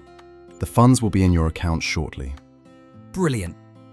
Back from the bank and officially 400 grand in the account. Time to get this old windrow hooked up and sold. Massive upgrades incoming. Here we are. Kilted pistons. One last look at the old Fendt GTA Turbo. She served me well. Sad to see her go, but the farm's growing. Time for something bigger. Right, pallet forks first, front loader arms, 2,700, gone. The tractor itself, 17,500. And the small windrow, 6,200. And this is what I'm here for. John Deere 7810, 175 horsepower, front loader compatible, and I might as well go all in. Isaria Pro compact device, detects nitrogen levels properly. That'll make precision farming a breeze. 85,000 total bought. And since I sold the old windrow, Samas Z2, 8.4 metre width, 20,000 quid. Need a new quicker front loader for this tractor as well. Done. Oh, brilliant. This loader uses the same pallet forks I just sold. Should have checked that. And after all that, 316 grand left in the bank. Not bad at all. Look at this. New John Deere. Brand new windrow beside it. Fresh front loader. Everything shiny. Everything spotless. Proper upgrade day. Can't wait to get this thing running. Loads more buttons than the Fendt, but I'll get used to it. This is going to make life so much easier.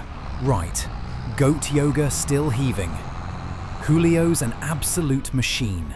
Drop the windrow back at the farm. And now, time to have a chat with Katie about Field 9. Onions ready to harvest. Perfect moment to buy it from her if she'll let me. All right, Katie, got a minute? Hey Liam, what's up? I wanted to ask about Field 9. Thinking about buying it off you. Onions are ready this month, and I could make good use of the land. Field 9? Honestly, I barely touch it anymore. If you didn't harvest those onions, I'd just leave them. Don't even have the tools for them. I figured as much. Thought it could be a good wee expansion for me. Just be aware, onion equipment is expensive, and the profit margins aren't amazing. That's why I stopped bothering. Ah well, bit of experience never hurts. And it's only 100 grand, so I reckon it's worth giving it a go. Worst case, I learn something. 100,000 and it's yours, no bother. I'll transfer ownership over as soon as you confirm. Consider it confirmed. Let's do it. Perfect. I'll get the paperwork sorted now. Good luck with those onions. Cheers, Katie. Appreciate it. Right then. Field's bought. Time to grab the gear. Off to Kilted Pistons we go. Shop owner says I need this thing. Front-mounted onion harvester, 68.5 grand. And I'll need the onion windrower for the back. 35,000. Lovely. That'll lay them neatly to the side. New tractor, new onion kit. Let's get these hooked up and head straight to Field 9. Never harvested onions before, so this'll be interesting. Good wee experiment though. I'll keep track of the costs. So far it's 68.5 for the harvester, 35 for the windrow. Not adding the field price. Let's see if this whole thing's even worth it. Shop owner did mention I should get an onion packer delivered. 17 grand. Apparently bags them up nicely for better profit. Fine, added to the bill and delivered to the farm. Right, let's get these done. Harvester up front's doing its job. Windrower kicking them nicely off to the side. Taking a fair bit longer than I thought, but the rows are looking tidy enough. Proper job this. Slow, but tidy. Right, let's settle in. This is definitely the slowest harvest I've ever done. Harvester's chugging along fine, but these rows feel never-ending. Got the windrow all lined up on the side there, doing its job, but aye, onions take a while. Interesting crop though. Just weird seeing the field go bare like this. At least the tractor's handling it nicely.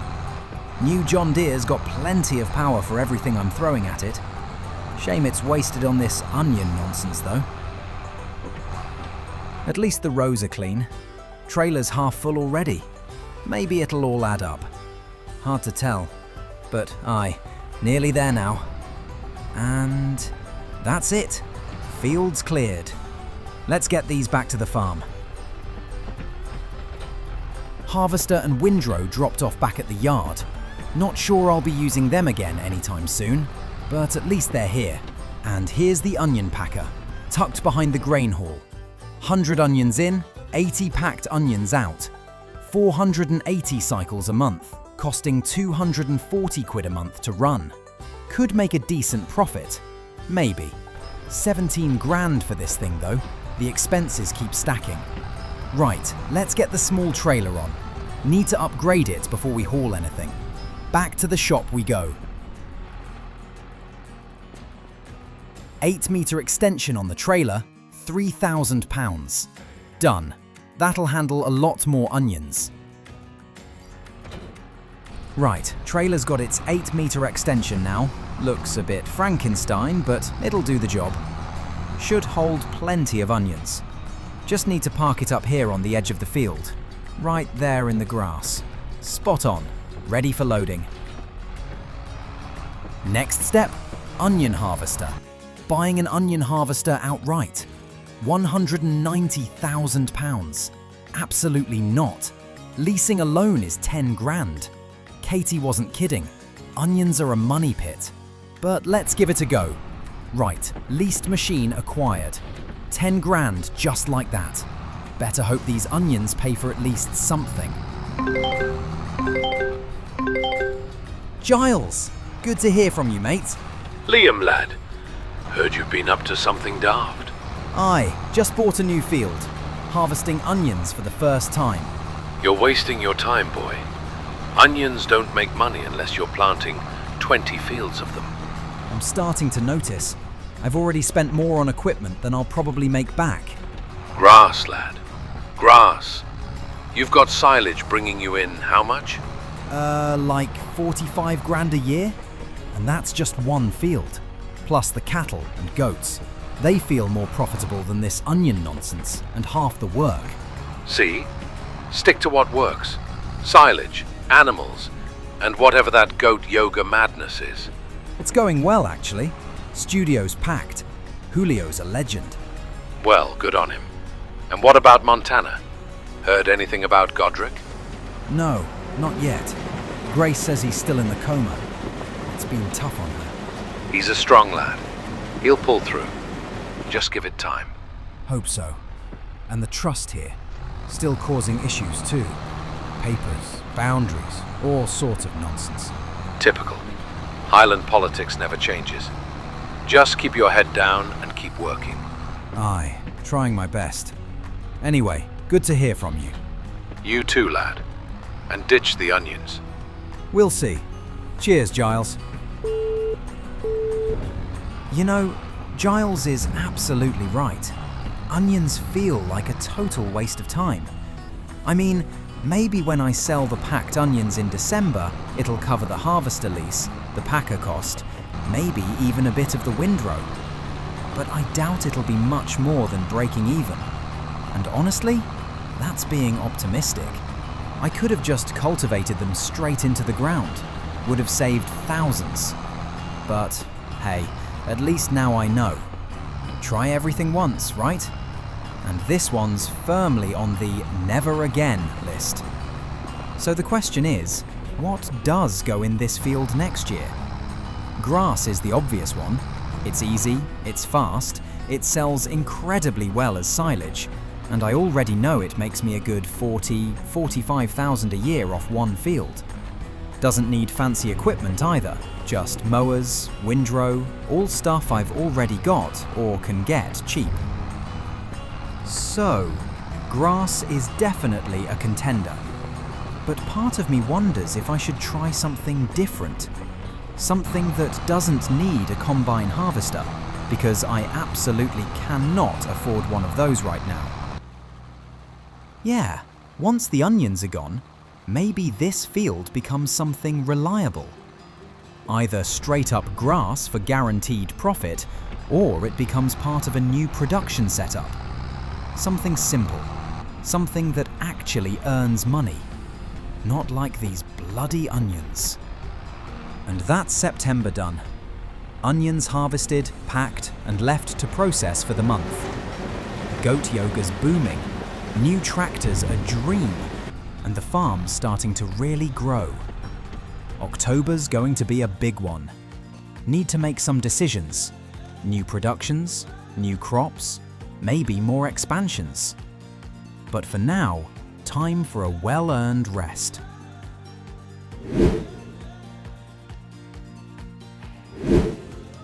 October in Kinlaig. Big month ahead. Julio's already got a class going.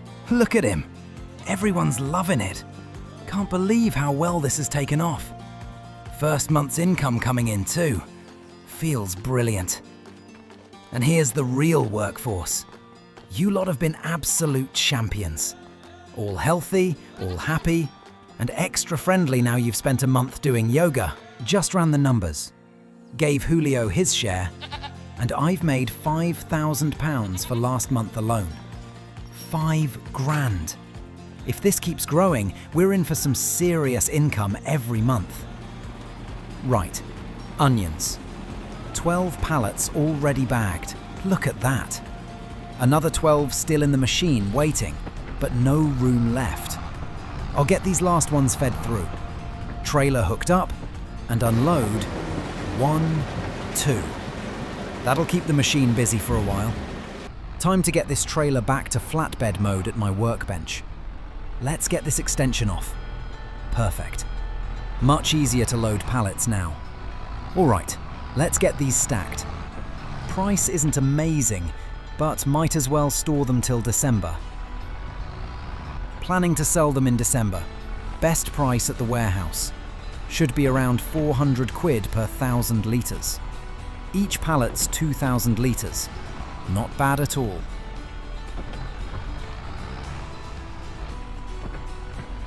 Good tidy stack. Strap those down nice and tight. I'll park this under cover beside the grain hall. Keep them dry until selling time. Quick look at the prices. Yep, warehouse pays around 400 per 1,000 from November into December. Perfect. We'll shift them then when things quiet down. And honestly, I want nothing more to do with onions. Harvester, windrow, both are going. I'll hitch them up now and get rid.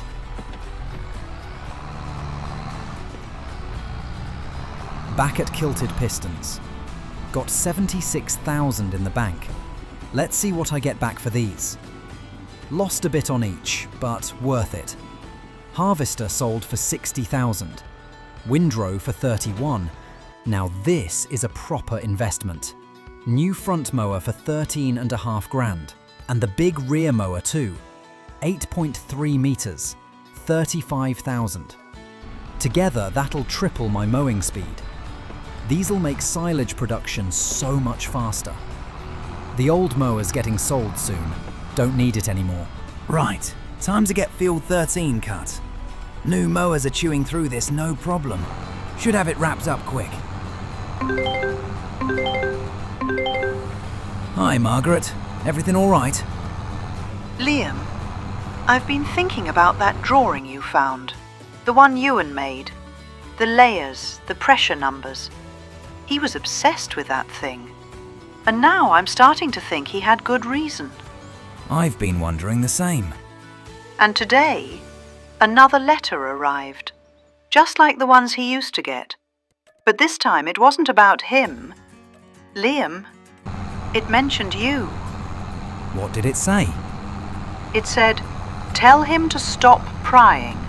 He's set on the same path." No return address, same handwriting. I don't know who's sending these, but they know what you're looking into, Liam. Brilliant. Exactly what I needed. There's more. At the post office, I overheard a man asking the clerk if the boy up at Kinlaig had received his message yet. Liam, no one called you that except Euan. Now someone else is using the same words. So they're watching, or at least keeping tabs. I'm frightened, Liam. I thought giving you Euan's things might help find answers, but now I feel like I've put you in the same danger he was in. Margaret, you didn't put me in anything. Whoever these people are, they were already sniffing around before I ever saw that drawing. Remember the pickup in the woods? The one that followed me? This isn't on you. He told me once that something under the ground wasn't right. That someone, some group, was pushing him to hand over information. And then he vanished. Now they're sending you messages. I'll be careful, I promise. Please do. I can't bear the thought of something happening to you too. So, whoever these people are, they know I've seen Euan's drawings, and they don't like it. Uncle Alistair, good time to ring. Aye, lad. I've been digging like you asked, and I've found something you'll want to hear. I'm listening. That pickup that followed you last month, the one the police hauled away, belonged to Robert Kincaid, a trustee of the Highland Land Trust. Kincaid? So he was following me? Either that, or someone stole his truck and he's pretending nothing happened. But he never reported it missing, never said a word. That's suspicious either way. Great. So either he's after me, or he's hiding something. Aye. Now, about those drawings you found under the shed workbench, the strata layers, water references, pressure readings. Yeah, no idea what any of it means. Liam, that looks like an early geological survey. And those numbers? They're not random. They're pressure readings. Euan may have been tracking a pressurised water chamber, possibly an aquifer. So there really could be something under the farm? Aye. And if it's pure, or mineral rich, or connected to a deep underground river, it could be very, very valuable. The kind of thing greedy men fight over. And the trust? Put it this way, if Kincaid or any of the trustees think there's profit under that land, they'll stop at nothing. Euan knew something, and you've now got his only copy. Keep your head down, lad, and don't mention those drawings to anyone. I'll do some proper digging and call you as soon as I know more. Bloody hell. Water sources, missing farmers, trustees stalking me. This is getting messy fast. That's the end of October, and things are heating up.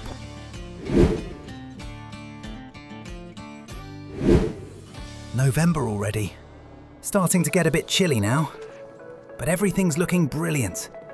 Got 118 grand in the bank, and look at this. Brand new calves. 10 mama cows, 10 babies. Unreal. I got these girls when they were the babies. Now they've had their own. Mad how fast it all goes. Adults worth 3,125 each, babies at about 178. I'll keep all the adults for another cycle. Let them have a few more calves before we think beef. Plenty of time. Goat yoga's still booming. Classes every week. Julio's in his absolute element. This place is becoming a bit of a thing. Up here's coming together nicely too. Proper little office. Ran the numbers last night, paid Julio his share and a bonus, and I still made 6 grand clear profit. 6,000! And goat's milk is starting to collect up now. Nearly 1.5 pallets here. Think I'll sell it in January. Dairy pays about 3 grand per pallet, and the onions, still sitting at about 400 per 1,000 litres. Right, time to think about proper passive income, and this wee spot beside the silage pit is perfect. 1 tarp greenhouse, 36 grand. And another one. Biggest size they had at the DIY store. They fit perfectly here. Tidy, not taking up too much space. Really happy with these. Both greenhouses will grow lettuce only. Easy crop, steady profit, only thing left is water. Water pump installed, 5,000. That'll keep them topped up all year round without me lifting a finger. With these 2 running, goats still earning, cattle growing, and milk selling in January, we're finally building some real passive income. Right. Soils need a full resample. Now time to head to the shop to lease the Isaria Scout. 800 quid for the day. Let's grab it and sort Field 9 first. Field 9. Onions hammered the nutrients here. First core going in now. Lovely. This'll show nitrogen, pH, phosphates, everything. Perfect for getting the council rating bonuses. Right, off to Field 13. And here we go. 13 was always better, but still needs a tune-up.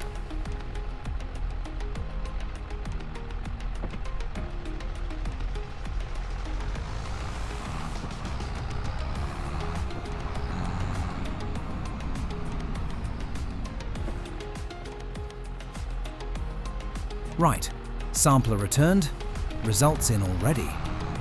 Farm environmental score 61. Field 9, 46. Brutal. 13, 69. Not terrible, mostly needs nitrogen. Good thing I've got precision fertilizer thing now. Let's get this field sorted. Grace? Hey, good to hear from you. Hi, Liam. Yeah, I just wanted to call because there's been an update about Godric. An update? Tell me it's good news. It is. Well, better than before. His eyes are reacting to light again, and he moved his fingers when the doctor checked his hand reflexes. Not just reflex, they think it was voluntary. That's incredible, Grace. That's a real sign. He's fighting. I know. I cried for like an hour after. It's not waking up, but it's the first real improvement in months. I feel like there's hope again. I'm so glad you called. You deserve some peace. I've taken some time off, let others handle the Montana farm. I'm finally breathing again. But I still don't know about coming to Scotland. You've got this whole new life now, new routines, new people. I'm not sure where I belong anymore. You'd always belong, Grace. Anything I can do to help you decide? No, not yet. Just time. I need a little more time. But I promise I'll keep you updated. All right. And tell Godric I said he better wake up eventually. We've a dram to share. I will. Take care, Liam. Right. Grace needed that. Godric showing signs. That's the best news I've had in months. So, what do I actually know? First, Euan was looking into an underground water source. The drawing under the shed proves that. Sandstone, shale, granite layers, pressure numbers, and that big word, aquifer. Didn't mean anything to me at first, but Uncle Alistair says it's the kind of thing greedy people would kill for. And then, the letters, the threats, the bit with my name on it. Then that man at the post office asking about the boy up at Kinlaig. Who the hell even talks like that? Other than Euan. And then there's the bloody pickup. The one that followed me in the dark, then left in the middle of the road. the same one I saw in the woods watching the farm. Police towed it, and it turns out it belonged to Robert Kincaid, one of the trustees. So either he was following me himself, or someone stole his pickup and he kept silent because he doesn't want to explain why his car was involved. And no matter which way you cut it, that's shady as hell. Trustees acting weird, letters coming back after years, Euan disappearing after talking about pressure. Now I'm getting the same warnings. All right, cows need hay, so I'll mow up the yard grass too. But it's too wet to turn. Going to have to leave the tedding and drying for next month. It's just, all of this is centered right here. My land. Euan's old land. Whatever's under us. And Margaret, poor woman, losing Euan, now worrying she's dragged me into danger. But she was right. Whoever sent those letters knows exactly what I've been digging into. And Uncle Alistair's digging too. If he finds even one official survey or old record about a water source under Kinlaig, that's it. It explains the pressure, the secrecy, the trust's weird behaviour, and why someone would follow me in a pickup through the night. November's been a lot. Calves arriving, goat yoga booming, greenhouses up and running, the farm's growing faster than ever. But the other side of all this, it's getting darker too. Too many clues lining up. Too many people acting strange. December's coming, and something tells me things are about to get a whole lot more serious.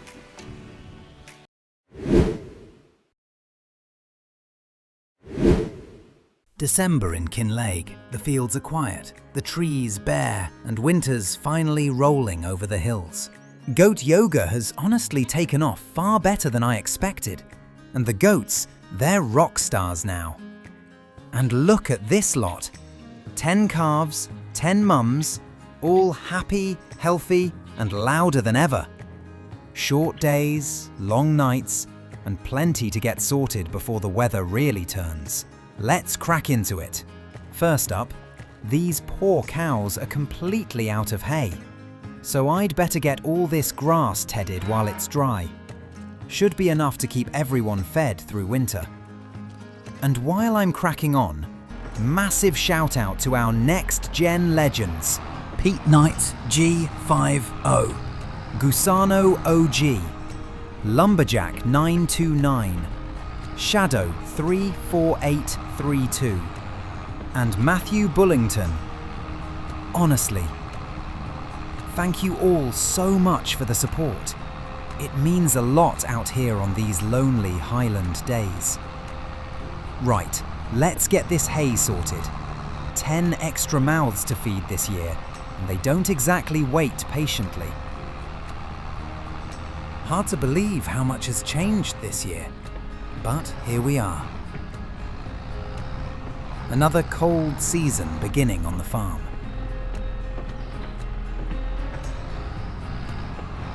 Hitching on the windrow now, get all this lined up nice for the forage wagon. You know, as the year's gone on, this whole mess with the trust has been sitting heavier on my mind. Too many secrets, too many strange run-ins, and I'm determined to get to the bottom of it all, once and for all. Hello, Liam speaking. Liam, it's Walter. Just checking in, lad. How are things on the farm? You sounded a bit distracted last time we talked. Aye, well, things have been fine enough here, just busy. But something odd happened the other night. Oh? What kind of odd? I was out late, grabbing some supplies from the warehouse. I noticed a pickup following me. Thought maybe it was just heading the same direction, but when I pulled over to have a look, the driver jumped out and ran into the trees. Left the pickup sitting right in the road. He ran? Didn't even try to talk to you? Nope. Gone in seconds. And here's the kicker. Uncle Alistair recognised the truck. Says it belongs to one of the trust members, Robert Kincaid. Liam, that's not good. Not good at all. I gathered as much. Alistair reckons the same. But why would one of them be following me? I'm just trying to run the farm. That's exactly what worries me. Robert, he's not the type to get involved personally. If he's snooping around your property at night, it means whatever's going on behind the scenes is deeper than we thought. Brilliant. Just what I need in the middle of winter prep. Listen, Liam, you need to be careful. These people don't play games. If he chased you down himself, he's either desperate or he's trying to send a message. Aye, well, message received. I'll keep my eyes open. But I'm not backing off. Too much has happened, and too many lies have been slipped under the rug. I know, lad, and I don't blame you. Just don't go investigating on your own at night, all right? Ring me if anything else happens. Will do. Thanks, Walter. Appreciate you checking in. Anytime, Liam. Stay sharp. Right, back to it. Silage pit's finally ready, so I'll get a few loads shifted while the prices are half decent. Always feels good seeing a full wagon heading to market. That's winter money sorted for the animals.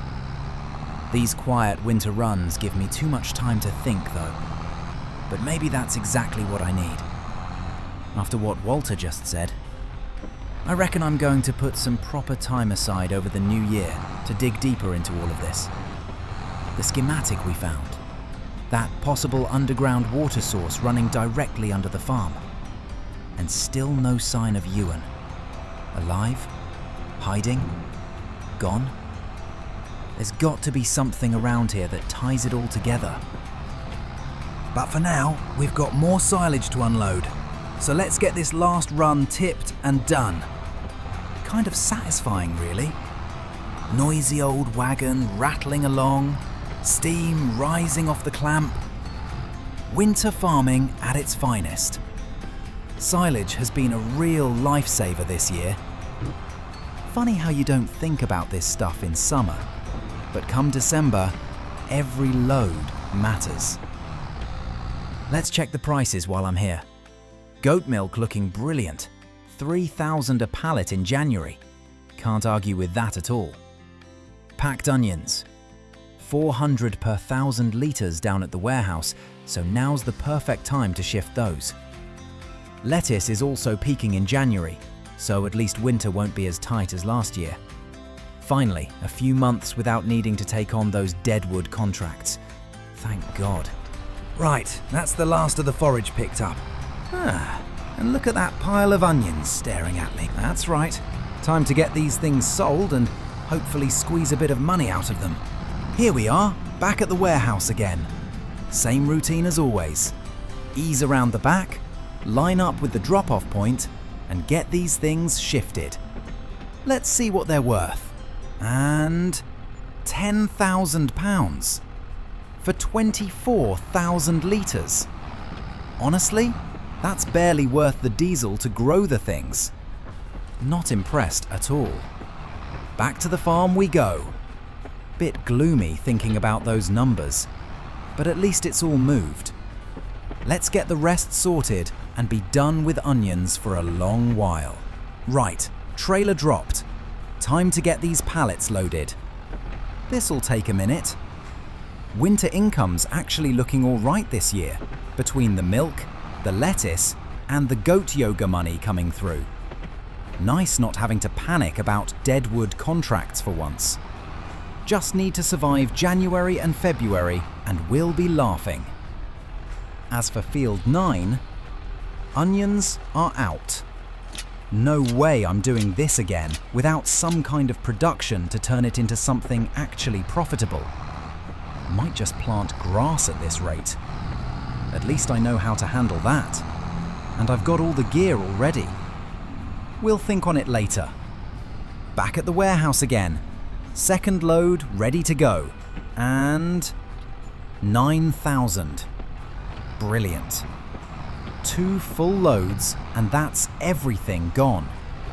Right, home again, trailer parked up. Thank God that's over. Oh, and of course, the onion packer. Sitting exactly where I left it behind the barn. Time to sell it. There we go, 8,600 back in the bank. I paid nearly 18 grand for it. So that's a £10,000 loss straight away. Ridiculous. Month's nearly wrapped, so let's head over to the goat yoga studio and do the numbers. Place looks brilliant. Lights on, warm inside, Julio keeping everything spotless. Right, profits for the month. £8,000 from goat yoga. And that's December done, and the whole year with it. Heading into the new year with a bit of money behind us, animals fed, no contracts to chase. Here's hoping January brings some answers.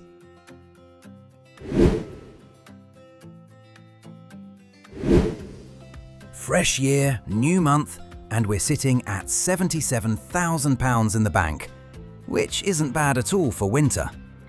The loan takes around 8 grand. Honestly, I can live with that. Let's have a look at the girls. Brilliant. They're about 20% through reproduction already. With a bit of luck, we'll have more calves before spring. And once the younger ones grow up, I can finally sell the 10 oldest, free up space and bring in a nice profit. And here are the new greenhouses out the back. These things are pumping out lettuce like you wouldn't believe. That water pump has been an absolute lifesaver. No need to worry about watering at all. Right, lettuce prices for the month. January and February are absolutely the peak. Over 1,000 a pallet. And I've got loads stacked up already. Should make a very tidy sum selling all this. All right, time to get these pallets loaded up. Liam, Julio here.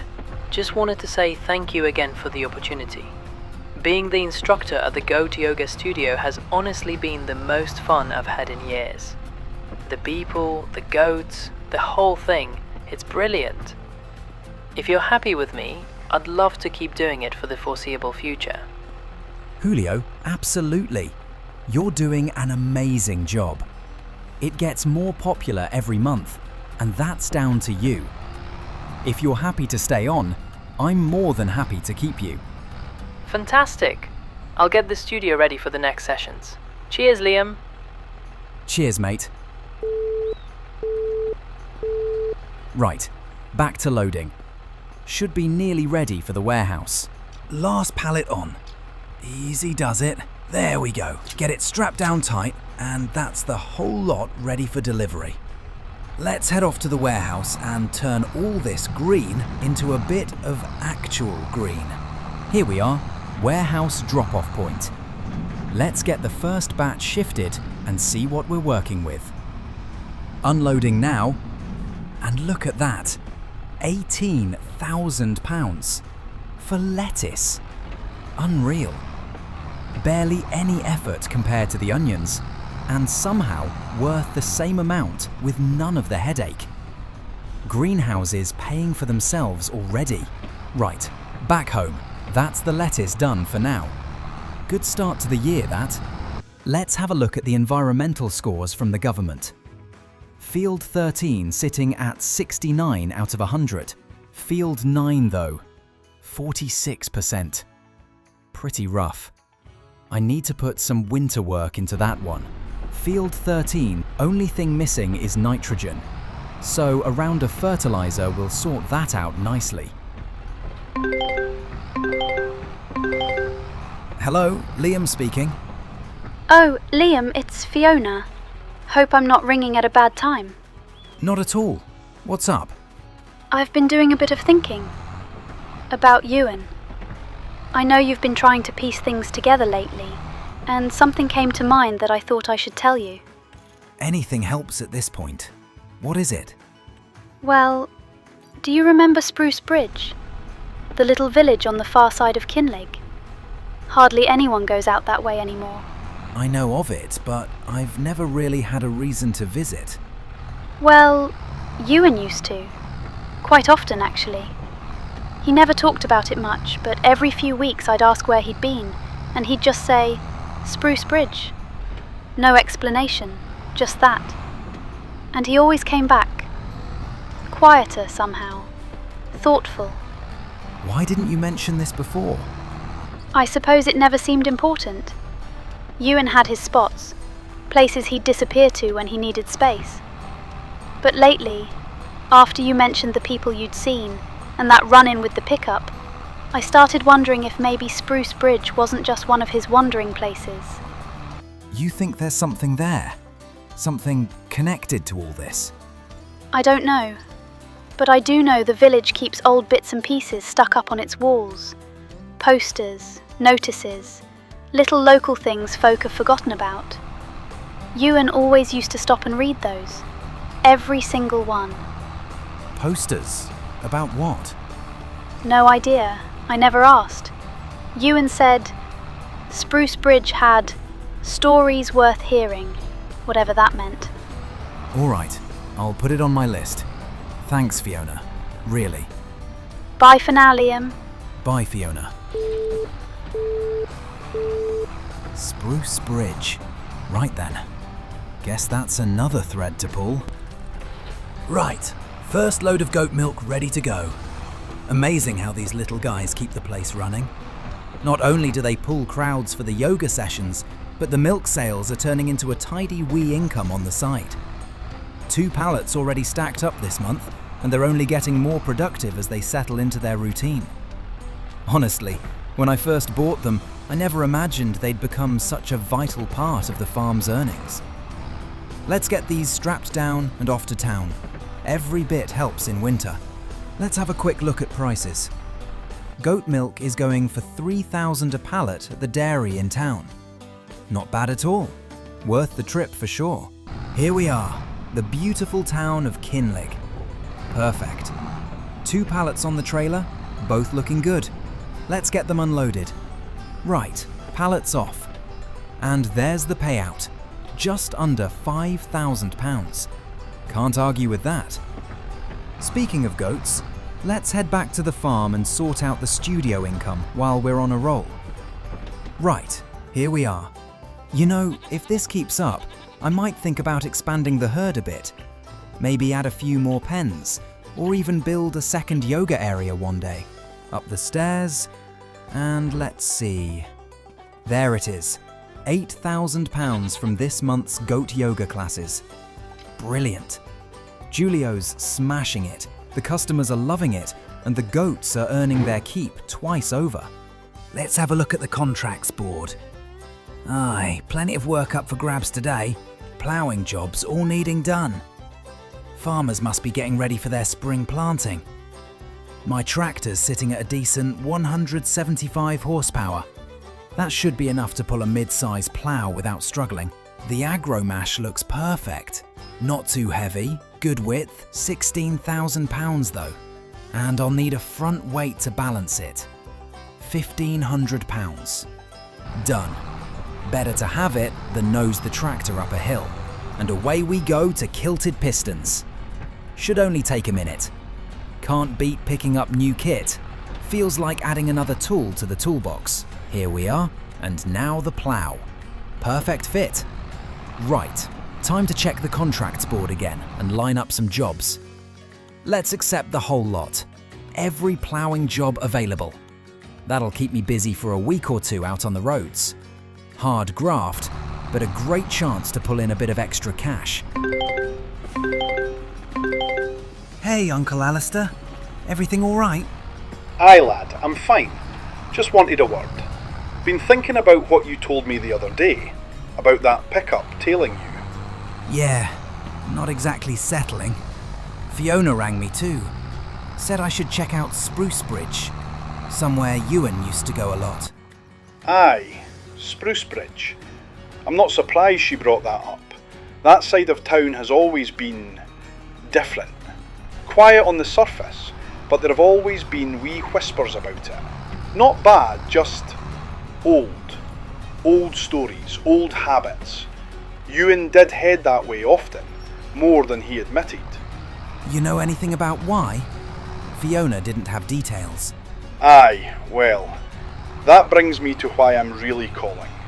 Liam, listen carefully now. You mentioned something a few weeks back. That schematic you found, the lines under the farm, the water. I didn't want to say anything then, but I've been thinking on it. Interesting. Euan found out something. I don't know what exactly, but he came to me once, nervous. Said the trust wasn't what they claimed. Said they'd approached him about selling the land, and when he refused, they didn't take it kindly. He told me he needed to follow the water to understand what they were planning. Follow the water? After that, he was in Spruce Bridge more often, looking for old maps, talking to folk, checking old postings, like he was piecing something together. And then, well, he stopped talking about it altogether. Do you think the trust had something to do with him disappearing? I can't say that, lad. I won't accuse folk without proof. But I will say this. Keep your eyes open. And don't trust a friendly face just because it smiles at you. The trust plays a long game, and they don't like people standing in their way. Especially folk living on top of something they want. Great. That's exactly what I needed to hear. I don't mean to frighten you, Liam, but Euan was close to something before he vanished. And you, whether you like it or not, you're walking the same path now. I just want answers. That's all. And you'll get them, but be careful, especially these next few weeks. Winter makes folk bold in the wrong ways. If you see anything strange, people on your land, lights in the woods, anything, you call me straight away. All right. Thanks, Uncle. Aye, stay sharp, lad. And look in Spruce Bridge. Fiona's instincts are usually right. That's the last of Field 17 done. Long day, long week, long month. Snow's starting to fall again. Time to hand in these contracts and get some sleep. And there it is. £38,000. Not bad at all for a couple weeks' graft. That'll keep the winter bills covered nicely. Right, let's get home. It's freezing out here. Oh, what the? There's a car in front of the house. Headlights on. Engine running. Who the hell? No. No, I'm not having this. Not again. Empty. And this isn't the same truck as before. Someone's inside my house. Evening, Mr. Fraser. Ryan, are you out of your bloody mind? You broke into my house. Get out right now or I'm calling the police. If you don't hand over the deed, Liam, the trust will take matters into their own hands. I'm here to give you a final warning, a courtesy. You're trespassing. You're threatening me. And I swear to God, if I had a shotgun, you'd be out that door. Think carefully, Liam. The land, or the consequences. This is your last offer. I'm not selling. Not now, not ever. Then winter won't be your only problem.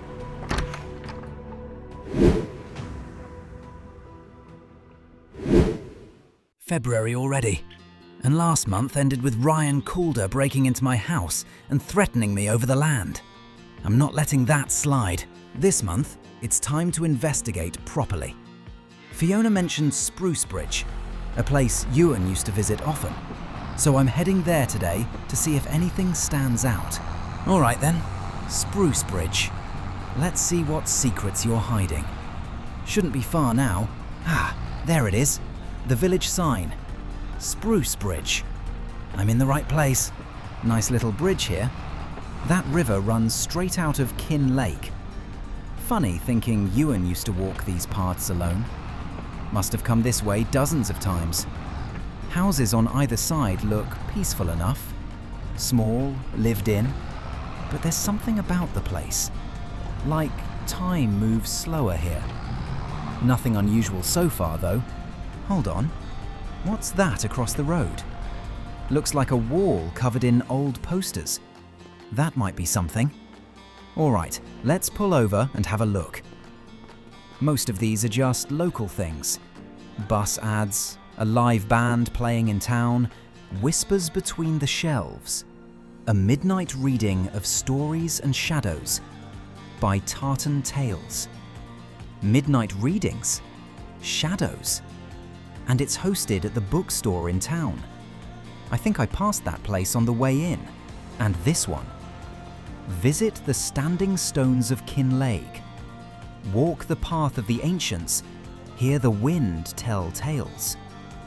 I know exactly where that is. I've driven past the standing stones a few times while doing contracts. Not far from here at all. So that's the plan then. Start at the standing stones, see if there's anything unusual there. Then head into the village and find this bookstore. If Euan came here often, someone must have spoken to him. Maybe somebody saw something. The standing stones of Kinlaig. Quiet up here. Colder too. Hold on. Is that a bottle?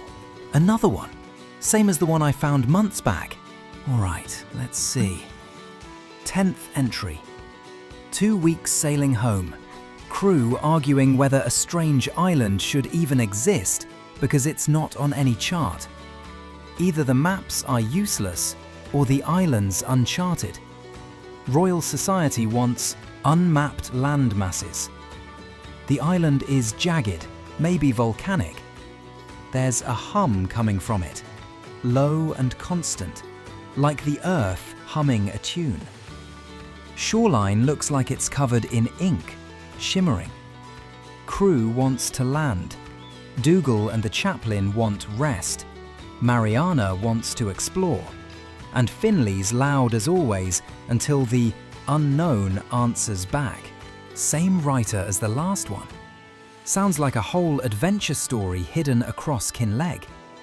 But why here? Nothing else around the stones. No signs, no tracks, no clues about Euan. Just this bottle. Time to head into town and find that bookshop. Still, the posters pointed here for a reason. Maybe Sprucebridge will tell me more. Right, back to the tractor. Bookstore shouldn't be far. Through the village, take the next left. There, that's the street. And there's the place. Let's park up here.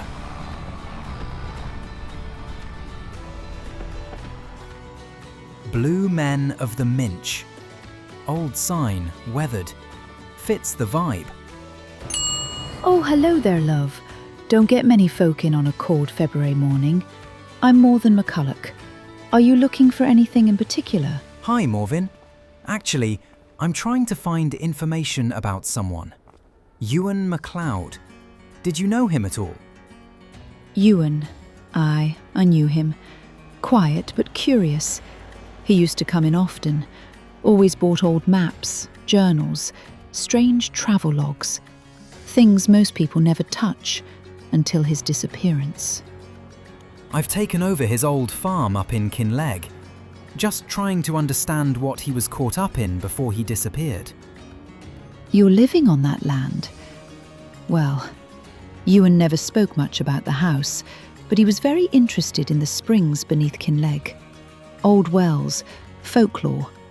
He said someone was after the water for the wrong reasons, never told me who. Someone mentioned Sprucebridge. Did he ever talk about it? Not directly, but he always left here like he'd found a missing piece of something. Walked out the door with purpose, every time. Ah, one more thing. Euan ordered a book the week he vanished. Never came to pick it up. It's still outside, in the little delivery crate by the front door. Maybe you should take it. Whatever's in it, it might help you understand where he was going next. Thanks, Mrs. McCulloch.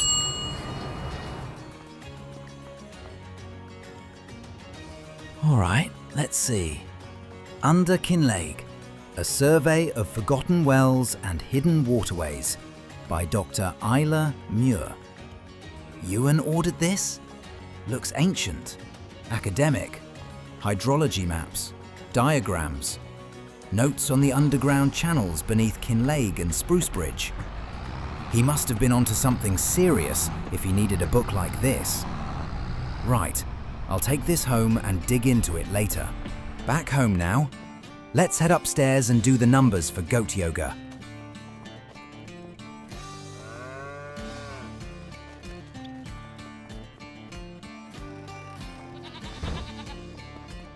All right, income for February, £5,000. Not bad, but definitely quieter than the last few months. £5,000's nothing to sneeze at, but compared to 8 or 10,000 like previous months, something's dipped. Let's go downstairs and have a chat with Julio, make sure everything's all right. Hey, Julio mate, got a second? Of course. What's up, boss? Not a problem, just noticed the numbers were a bit quieter this month. Wanted to check in. Classes still going well? Any issues? Oh no, everything's great. Just a slow month, that's all. Cold weather, folks staying home more. Happens every winter. The regulars are still loving it and the goats are in top form. Nothing to worry about. Aye, fair enough. Just wanted to be sure. You're doing a brilliant job here. Thanks, Liam. March and April usually pick up again. People get restless, want to get out more. We'll be back to full classes soon, you'll see. Right, good to know. Keep me posted on anything, yeah? Always. And that wraps up February. A quiet month on the surface, but a big one underneath. Found myself in Spruce Bridge, uncovered Euan's old book delivery, and finally got a real clue as to what he was investigating. Goat yoga dipped a little, but still pulling in enough to keep things running smoothly. March is around the corner, and with this book in my hands, I reckon things are about to get very interesting.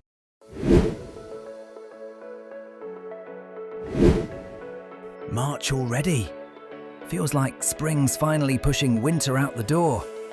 Fresh air, longer days, and plenty to get cracking on around the farm. Look at these beauties. Proper Highland cattle. Thick coats, calm as ever. Numbers are looking solid too. Adults are now 31 months old and already 40% through reproducing. Worth around £3,200 each. Definitely selling a few this year. Right then, into the tractor. First job this month, get the lettuce shifted from the greenhouses. Should bring in a nice bit of extra income to start the season. After that, I want to get out to field 9. Thought long and hard about it, and for now, I'm planting grass in there. Might as well double my silage and hay output until I figure out what I really want to use that field for. Once it's planted, it'll need a full treatment.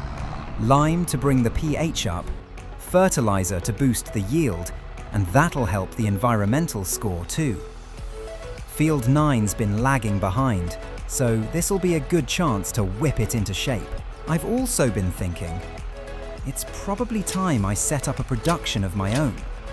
Something steady, something that can turn basic field crops into some bigger and better, and that brings in more money. And with this pure underground water sitting beneath the farm, surely there's a way to use it. Trouble is, I've no idea how deep it is, how to access it, or even what system you'd need to pump it safely. But Euan must have been onto something if he was researching it that hard. Maybe that book will give me a clue, or at least point me in the right direction. Hello, Margaret speaking. Hi Margaret, it's Liam. Hope I'm not catching you at a bad time. No, it's all right, Liam. Is everything okay? You sound thoughtful. Aye, well, I found something recently. Something that belonged to Euan. A book he ordered before he disappeared. He never picked it up. A book? What sort of book? It's called Under Kinlaig, a survey of forgotten wells and hidden waterways. Proper academic thing. Maps, diagrams, notes on the springs under Kinlaig and Sprucebridge. Looks like he was researching the underground water seriously. Euan ordered that? Oh, Liam. He really was looking into it then. I thought maybe I'd imagined how worried he was, but if he ordered that book, then he must have been close to something. That's what I'm thinking. Between the schematic I showed you and this book, he was clearly piecing something together about the water. He never told me the details, you know. He just kept saying he was onto something and that the trust wouldn't like it. I didn't understand any of it. I thought they were just being cruel for no reason. But maybe they had one. Margaret, do you think Euan found out what the trust wanted? I think he was starting to. He became so quiet near the end. Not frightened exactly, but wary. Like he didn't want to say too much in case someone overheard. And all he'd say to me was, if anything happens, don't fight them, just leave. Leave the farm? Yes, I thought he meant arguments, pressure. But now, between the book, the maps, and what's been happening to you, I'm starting to see the shape of it.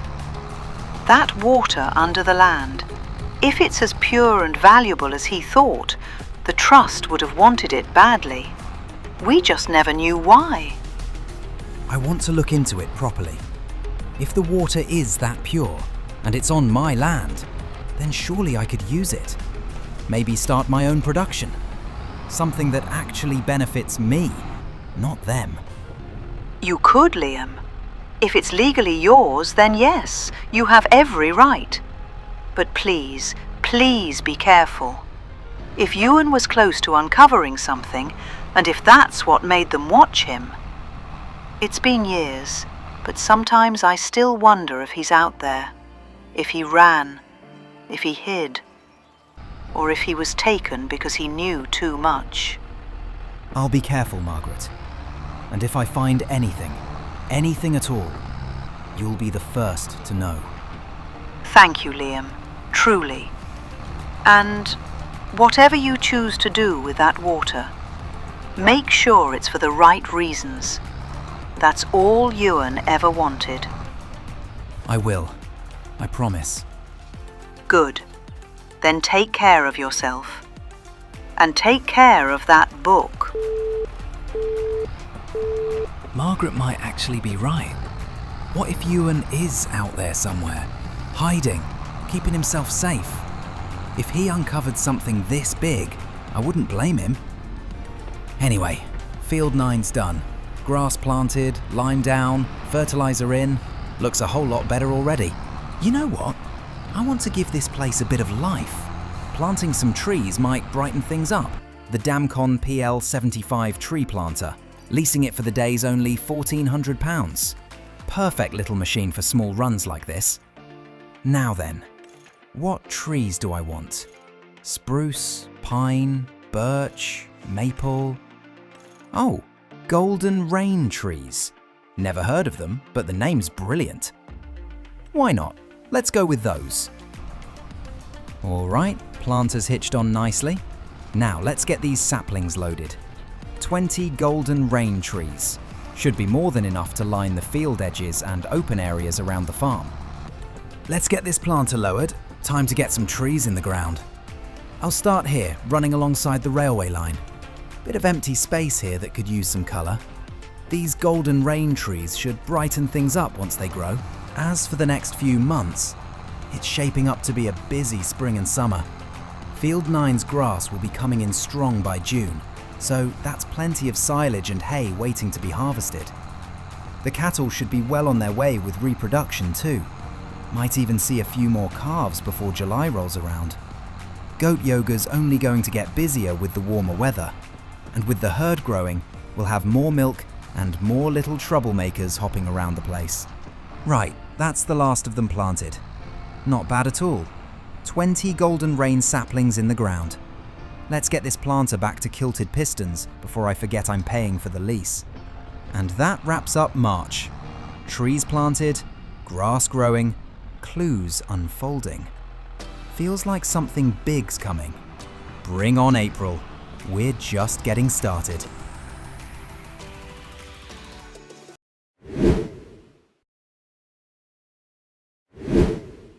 April, April, April. Spring in the air. Grass finally growing strong again. Time to crack on. Field 13's looking brilliant this year. Nice thick growth, lush, clean, and proper ready for a full cut. Should get a monster yield out of this. Right, tractor first. This thing's caked in last month's mud. Can't even see out the windows half the time. Quick blast with the washer, make it shine, and then we're good to go. On with the mowers. There we go.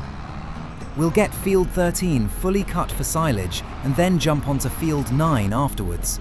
That one's all hay for the animals. Best to split the fields like that for a steady feed supply. Alistair, how are you keeping? Not bad, lad, not bad. Sounds like you're busy. I can hear that mower screaming in the background. Yup, first proper cut of the year. Grass is looking brilliant out here. Glad to hear it. I was thinking about you last night actually, wondering what your plans are for the place, now things are starting to settle.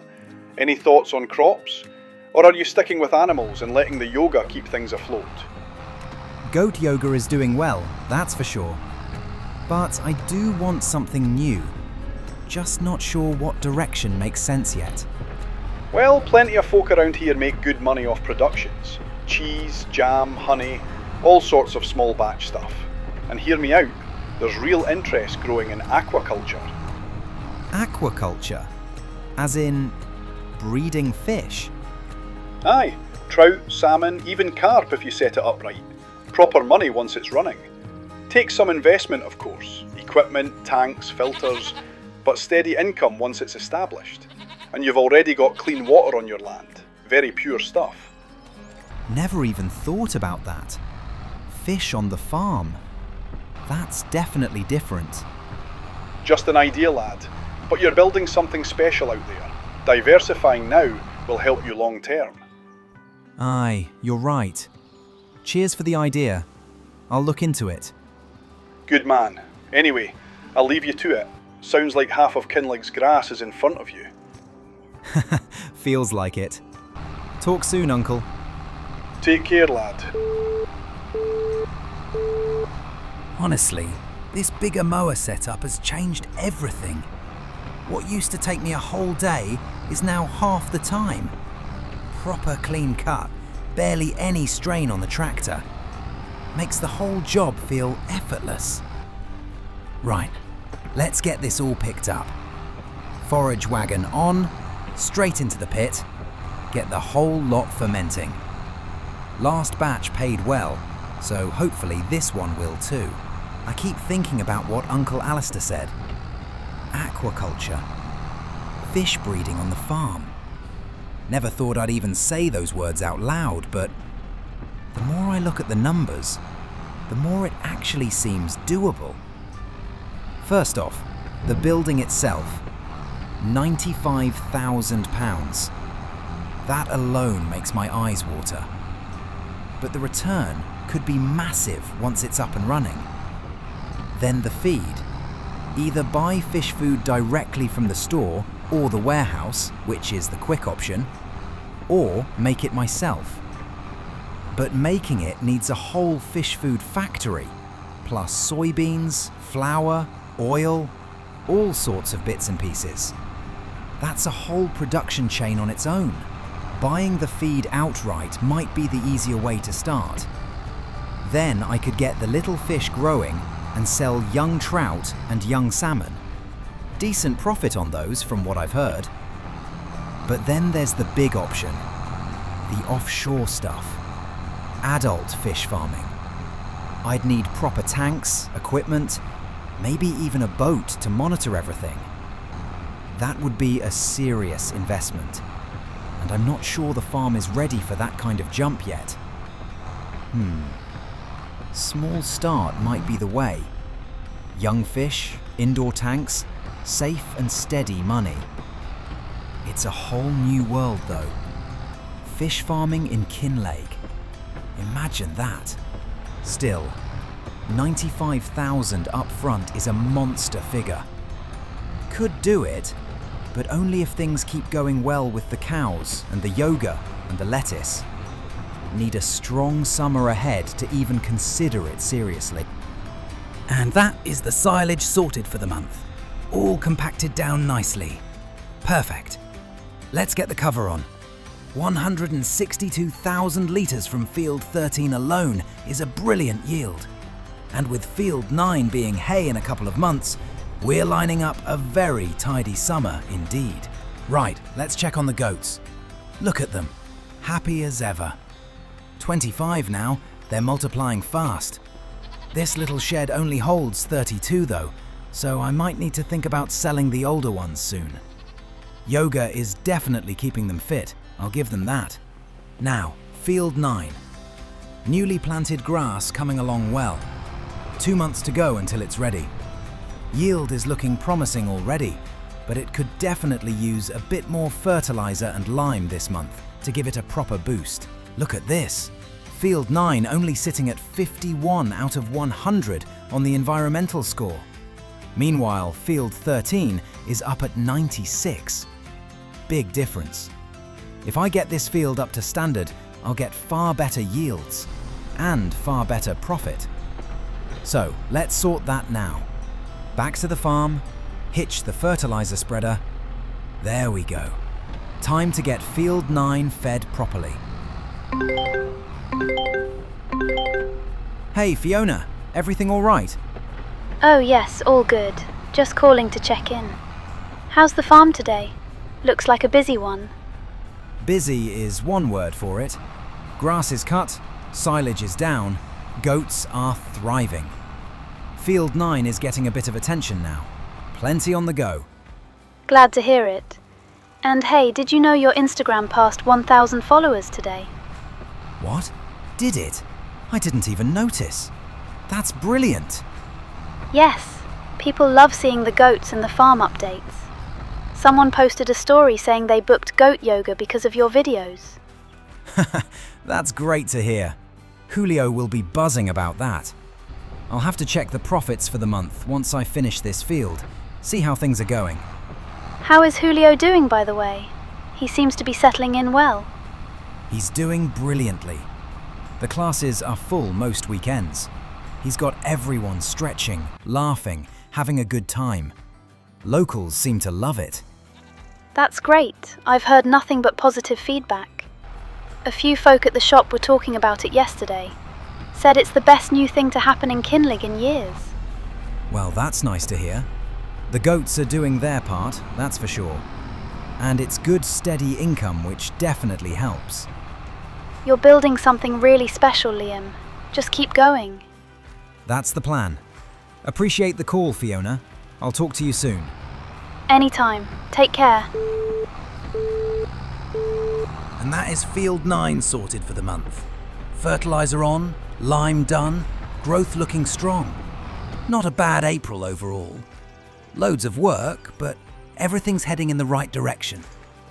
Time to call it for the day. Oh, before I forget, goat yoga income. And with 1,000 followers on Instagram now, that still blows my mind. £8,000 profit. Brilliant. That'll keep things moving nicely. So that wraps up April. May should be a strong one too. More growth, more jobs, and hopefully even more momentum. All right, on to May.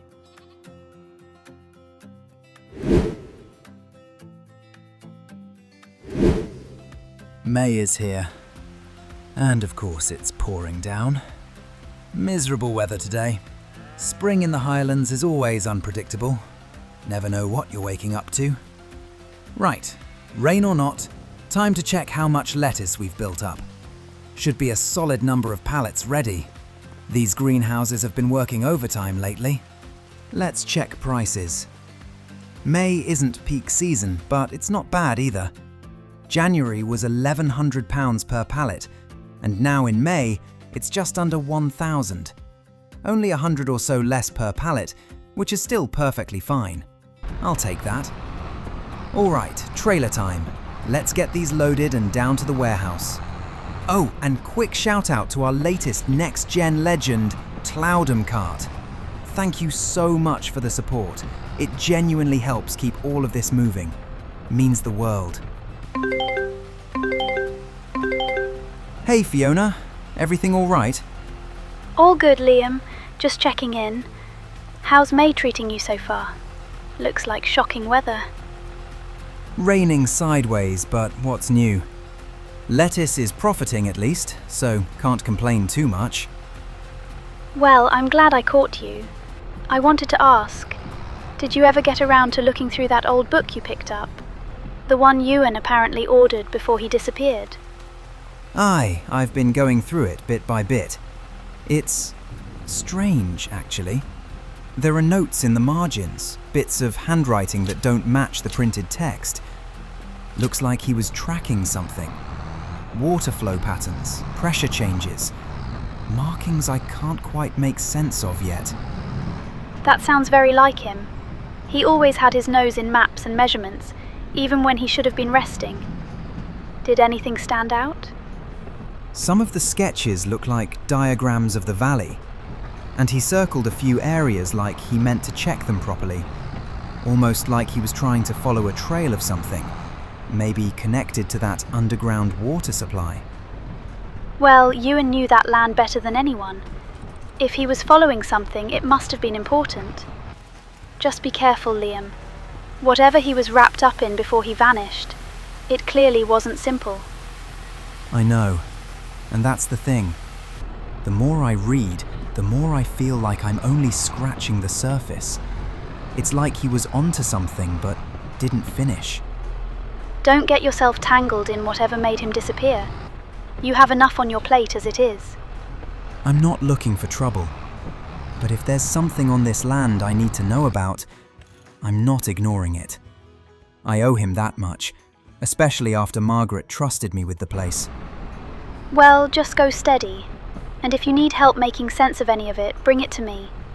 I'm no expert, but sometimes a second pair of eyes helps. I might take you up on that. Cheers, Fiona. Anytime. And stay dry, will you? I'll try. Talk soon. All right, back out at Field 9 for another layer of lime. It's mostly done already, but I want to make sure every inch gets covered. Need that environmental score climbing. After this, the silage should be fermented and ready to sell. Plus the lettuce money. Bank balance is finally looking healthy. Just don't want to spend anything right now. Hey, Margaret. Everything okay? Oh, yes, Liam. Sorry for calling out of the blue. I was just thinking about the farm today. Thought I'd check in. How are things going up there? Going well, actually. Grass coming along nicely. Yoga doing decent. Cows healthy.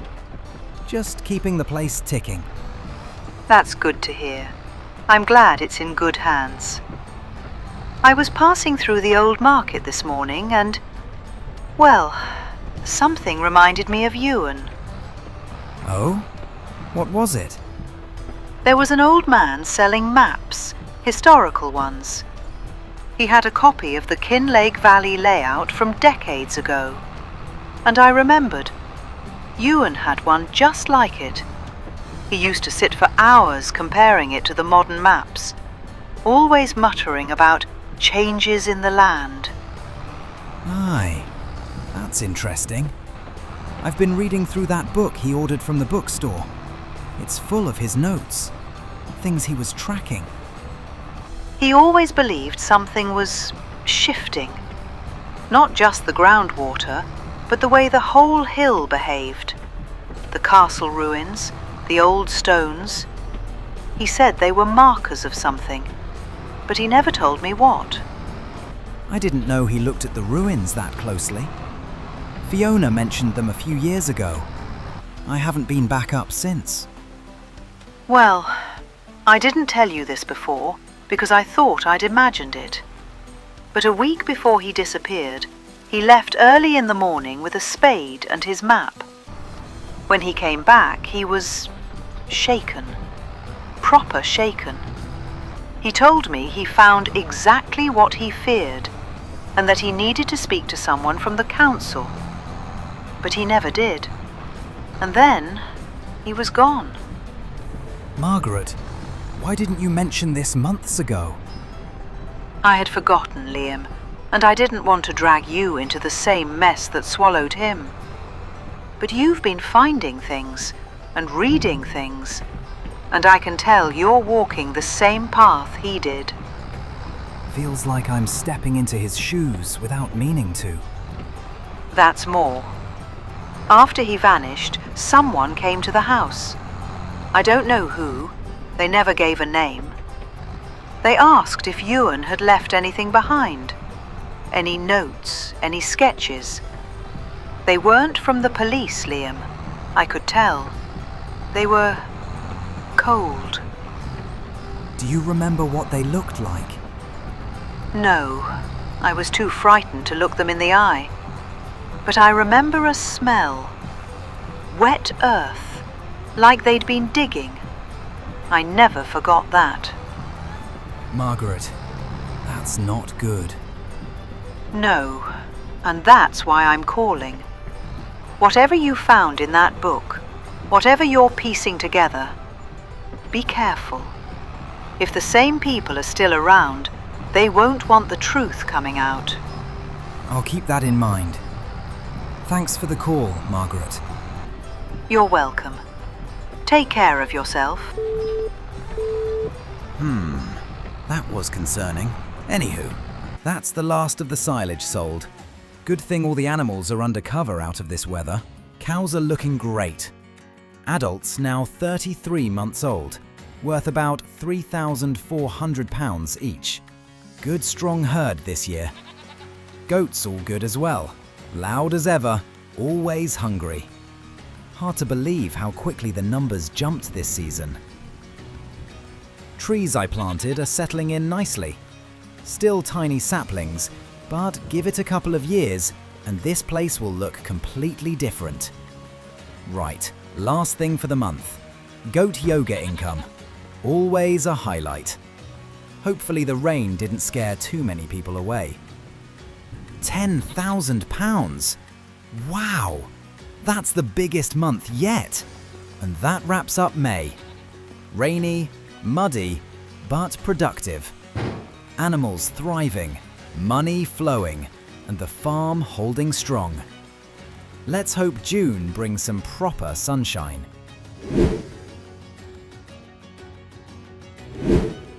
June already. Summer creeping in. Long days ahead, and plenty to get done around the farm. Right, cows first. Oh no, completely out of hay. All 10 mums and the youngsters just standing there. And the goats? Yep, empty racks. Brilliant. They're gonna riot in a minute. Better get out to field 9 and cut that grass ASAP. Need this turned into hay before anyone starts getting moody. Animals have zero patience when they're hungry. Feels great not needing to rely on contracts anymore. Honestly, the farm's holding its own now. The lettuce, the goat yoga studio, the silage, proper moneymakers. Even with that £300,000 loan hovering over me, the monthly income is actually keeping us well ahead. And getting all of Field 9 turned into hay? That'll keep these animals fed right through the year. No more emergency grass cutting, no more scrambling.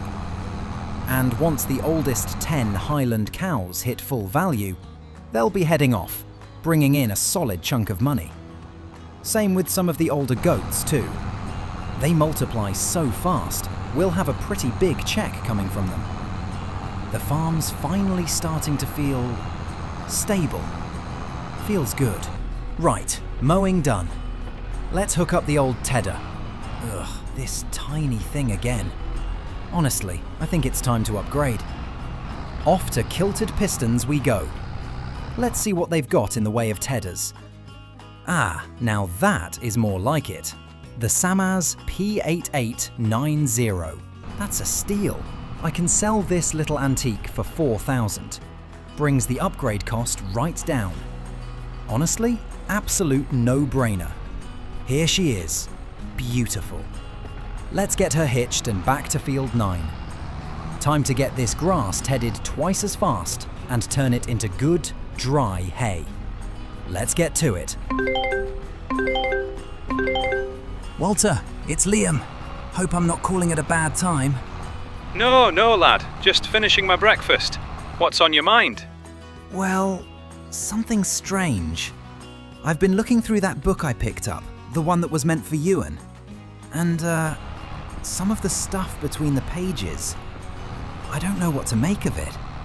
What sort of stuff are we talking about? Notes, scribbles, survey sketches. Looks like he was researching the water under the farm. And I think he was looking in the direction of the castle ruins. Liam, I told you before, stay clear of that hill. It's not just stones and old stories up there. Why though? What happened up there? Years ago, before you came to Kinlaig, Euan got mixed up with people he shouldn't have.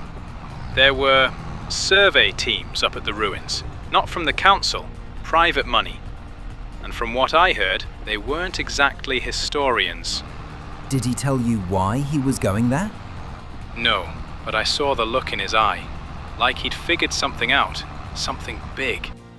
I told him to walk away and he wouldn't listen. A couple months later, he vanished. You think the castle ruins have something to do with it? I think whatever Euan was looking for, someone else was looking for it too. And those someone else's were dangerous. Well, the reason I'm bringing this up is... Hang on, there's a page here stuck in the back of this book. Wait a second. Walter, what in the world is this? What have you found? It's a map. A hand-drawn map of the castle ruins. And there's a red X marked beside one of the stones. Proper marked, not a doodle. Looks deliberate. Liam, listen to me very carefully. Whatever that X means, you do not go digging there. Not alone. Well, I'm not just ignoring it now. If this was Euan's, he must have been onto something. He was, and that's exactly why you need to be careful. Folk in this town, certain folk, don't want anyone poking around that hill. You understand? Aye, but I can't pretend I didn't see it. And I can't stop thinking about that book being left outside the shop all these years. Maybe I should bring this map to Morvin at the bookstore, see if she recognizes it. Maybe she knows why Euan was marking things up there. Just be careful what questions you ask. Folk don't vanish in this town for no reason. I'll think about it. But thanks for the warning, Walter. I'll let you know what I find. You do that, lad. And Liam, if you do go up to those ruins, don't go alone. Well, that's all very concerning. Maybe I should listen to Walter and stay away from the ruins, at least for now. No point poking the hornet's nest. Anyway, the important thing is the animals are fed again. Hay for everyone! Just getting the last of the hay off field 9 now. Cows are sorted, goats are sorted, but with both feed areas full, I needed somewhere to stash the extra. Then it hit me. I've got that massive bulk hall sitting empty. Perfect storage space, and huge enough to last the whole year. Right, final load coming in. Let's back this into the bulk hall. Look at that. Fits like it was made for it. Very convenient. And that's all the hay unloaded. Should keep everyone happy for months. 17,500 litres in total. That's brilliant. Enough to keep the animals fed right through winter. Good to finally use this hall properly. Let's close this big barn door. Put the forage wagon away. Right, time to head into Kinlaig. I need to show this map to Morvin at the bookstore. She knew Euan well. Maybe she can make sense of it. The more I look at this map, the stranger it gets. A hand-drawn X on the castle ruins. What was Euan digging into? And why hide it in the back of a book? Morven must know something, even if it's just stories. Right, here we are. Oh, Liam dear, back so soon. What brings you in today? Hi, Morven. I, found something in that book delivery. Something Euan left behind. This map. Do you recognize it? Oh my. Yes, that looks like Euan's hand. He was always sketching, always wandering up near the castle. But Liam, love, maps like this can lead to trouble. Trouble how? Euan got himself tangled in questions no one needed answers to. Places around Kinlaig hold old tensions, and newer ones. If that mark leads where I think it does, I'd be cautious. So you think he was looking for something specific? Oh, he was always looking for something. But if you value your peace, Liam, don't go chasing ghosts up at those ruins. Let sleeping stones lie. Right. Thanks. I appreciate it. Anytime, dear. Just take care of yourself. Back home, before I forget, goat yoga income for the month. Let's see how we did. Studio's been busy lately. Another solid month. £11,000. Fantastic. Every bit helps, especially with everything going on. Right, that's June wrapped up. A strange month, a worrying month, and a lot of new questions. But July's coming, and I've got a feeling things are about to get even stranger.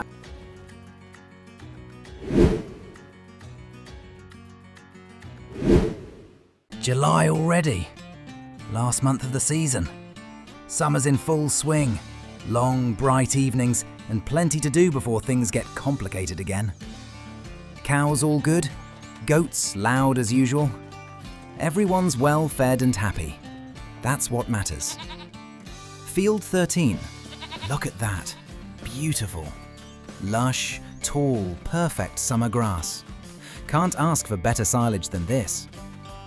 Right then, time to get to work. Big month ahead. Let's get this started. You know, I can't shake what Morven said last month. Let sleeping stones lie. Funny way to put it, especially when she was the first one to encourage me to look deeper into Euan's past in the first place. Something about her tone. It changed. Subtle, but it did. Walter's warning hasn't left my head either. Someone else was looking for what Euan found. Someone with money, connections, ambition. Sounds familiar, doesn't it? Calder and the Trust have been circling this farm like vultures ever since I arrived. And the water under the land, that's the common thread. It always comes back to the water. But the map, that's what keeps sticking with me. Why draw an X on the ruins? Why hide it in a book no one ever picked up? And how long was it sitting outside Morven's door? Years? That's the part that really gets me. She claims she stored it for safekeeping, but she never once mentioned it to anyone. Not to Margaret, not to the police, not to me. If Euan marked that spot, he must have had a reason. The man wasn't stupid. Everyone says he was kind, smart, generous. Maybe a little obsessive at times, but not reckless. If he was researching the underground water, maybe he found an access point up there. Or something proving the Trust was messing with the natural water system. And if the Trust is built on exploiting that water, or claiming ownership of it, or hiding whatever Euan discovered, then that map could be the key to all of it. Could explain why Calder was in my house at night, why the threats, why the pressure about selling the farm. Funny. The more they warn me off, the more I want to know. Maybe that's stubbornness, maybe stupidity, but something here doesn't add up. Too many coincidences. I keep thinking about Margaret too. When I told her about the book, she sounded hopeful, like maybe Euan didn't just disappear. Maybe he left clues behind. Maybe he knew people were closing in on him. She deserves answers. And honestly, so do I. And then there's Robert Kincaid.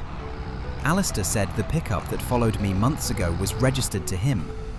Another name tied to the trust. It's like every road leads to the same place and the same people. End of July might be the time to go back to the ruins. Properly. Not just a quick look. Not just curiosity. I've got the map. I've got the spot marked. If there's something buried there, something Euan didn't get the chance to reveal, then I need to find it before Calder or anyone else does. I don't know. Maybe I'm overthinking it. Maybe it's just an old sketch from a man who liked walking in the hills. But my gut says no. My gut says something's waiting up there. Something the Trust does not want anyone finding. Right, back we go for the final run. One more load to bring in, and that'll be Field 13 completely cleared for the season. Been a brilliant cut this year. Proper summer grass. Final load tipped. Beautiful. Forage wagon can be put away now. Won't need that for a while. Feels good this. This whole year's been massive for the farm. Goat yoga booming, lettuce flying off the shelves, cows growing well, silage flowing. Even with the chaos around the trust and those threats, the farm itself has never been healthier. Hard work pays off, doesn't it? And that's the pit covered. 165,000 litres. That'll keep the money coming through winter. Perfect. Let's get the trailer hitched and head to the lettuce pallets. Time to sell another batch and top up the bank. All right, Uncle Alistair. How are things? Grand lad, just thought I'd check in. Been a busy summer for you by the sound of it. When I picked up that old book delivery from Morven's, there were extra things hidden inside. A proper, hand-drawn map of the castle ruins. That place is nothing but trouble. I've told you that before. I know, but I can't ignore it. Calder and the Trust have long arms, lad. Longer than you think. I'm just saying, I might go up for a look. Then you be damn careful. And don't you dare go alone. You poking around could stir up real danger. Aye, I'll keep my wits about me. Promise. Good. Don't let curiosity put you in the ground like it might have done with Euan. Right, here we are. 16,000 litres of lettuce sold. And... wait, what? An extra £2,800? Environmental bonus? You're joking. No way. 99 overall. Field 9 sitting at 96. Field 13 at 99. That explains the massive bonus. Honestly, that's incredible. Makes you want to take even better care of the fields. Only thing Field 9 needs now is a touch more nitrogen. Still though, that's amazing. Right, now back to the farm and trailer off. That's another job ticked off. Quick wash, get all this grime off. If I'm heading out again, may as well do it clean. Right, that's it. I'm going. I'm heading to the ruins now. Yes, it's stupid. Yes, it's alone. Yes, Alistair and Walter will kill me. But I can't wait anymore. I need to see what that X is marking. Grab the shovel and let's go. Map's simple enough.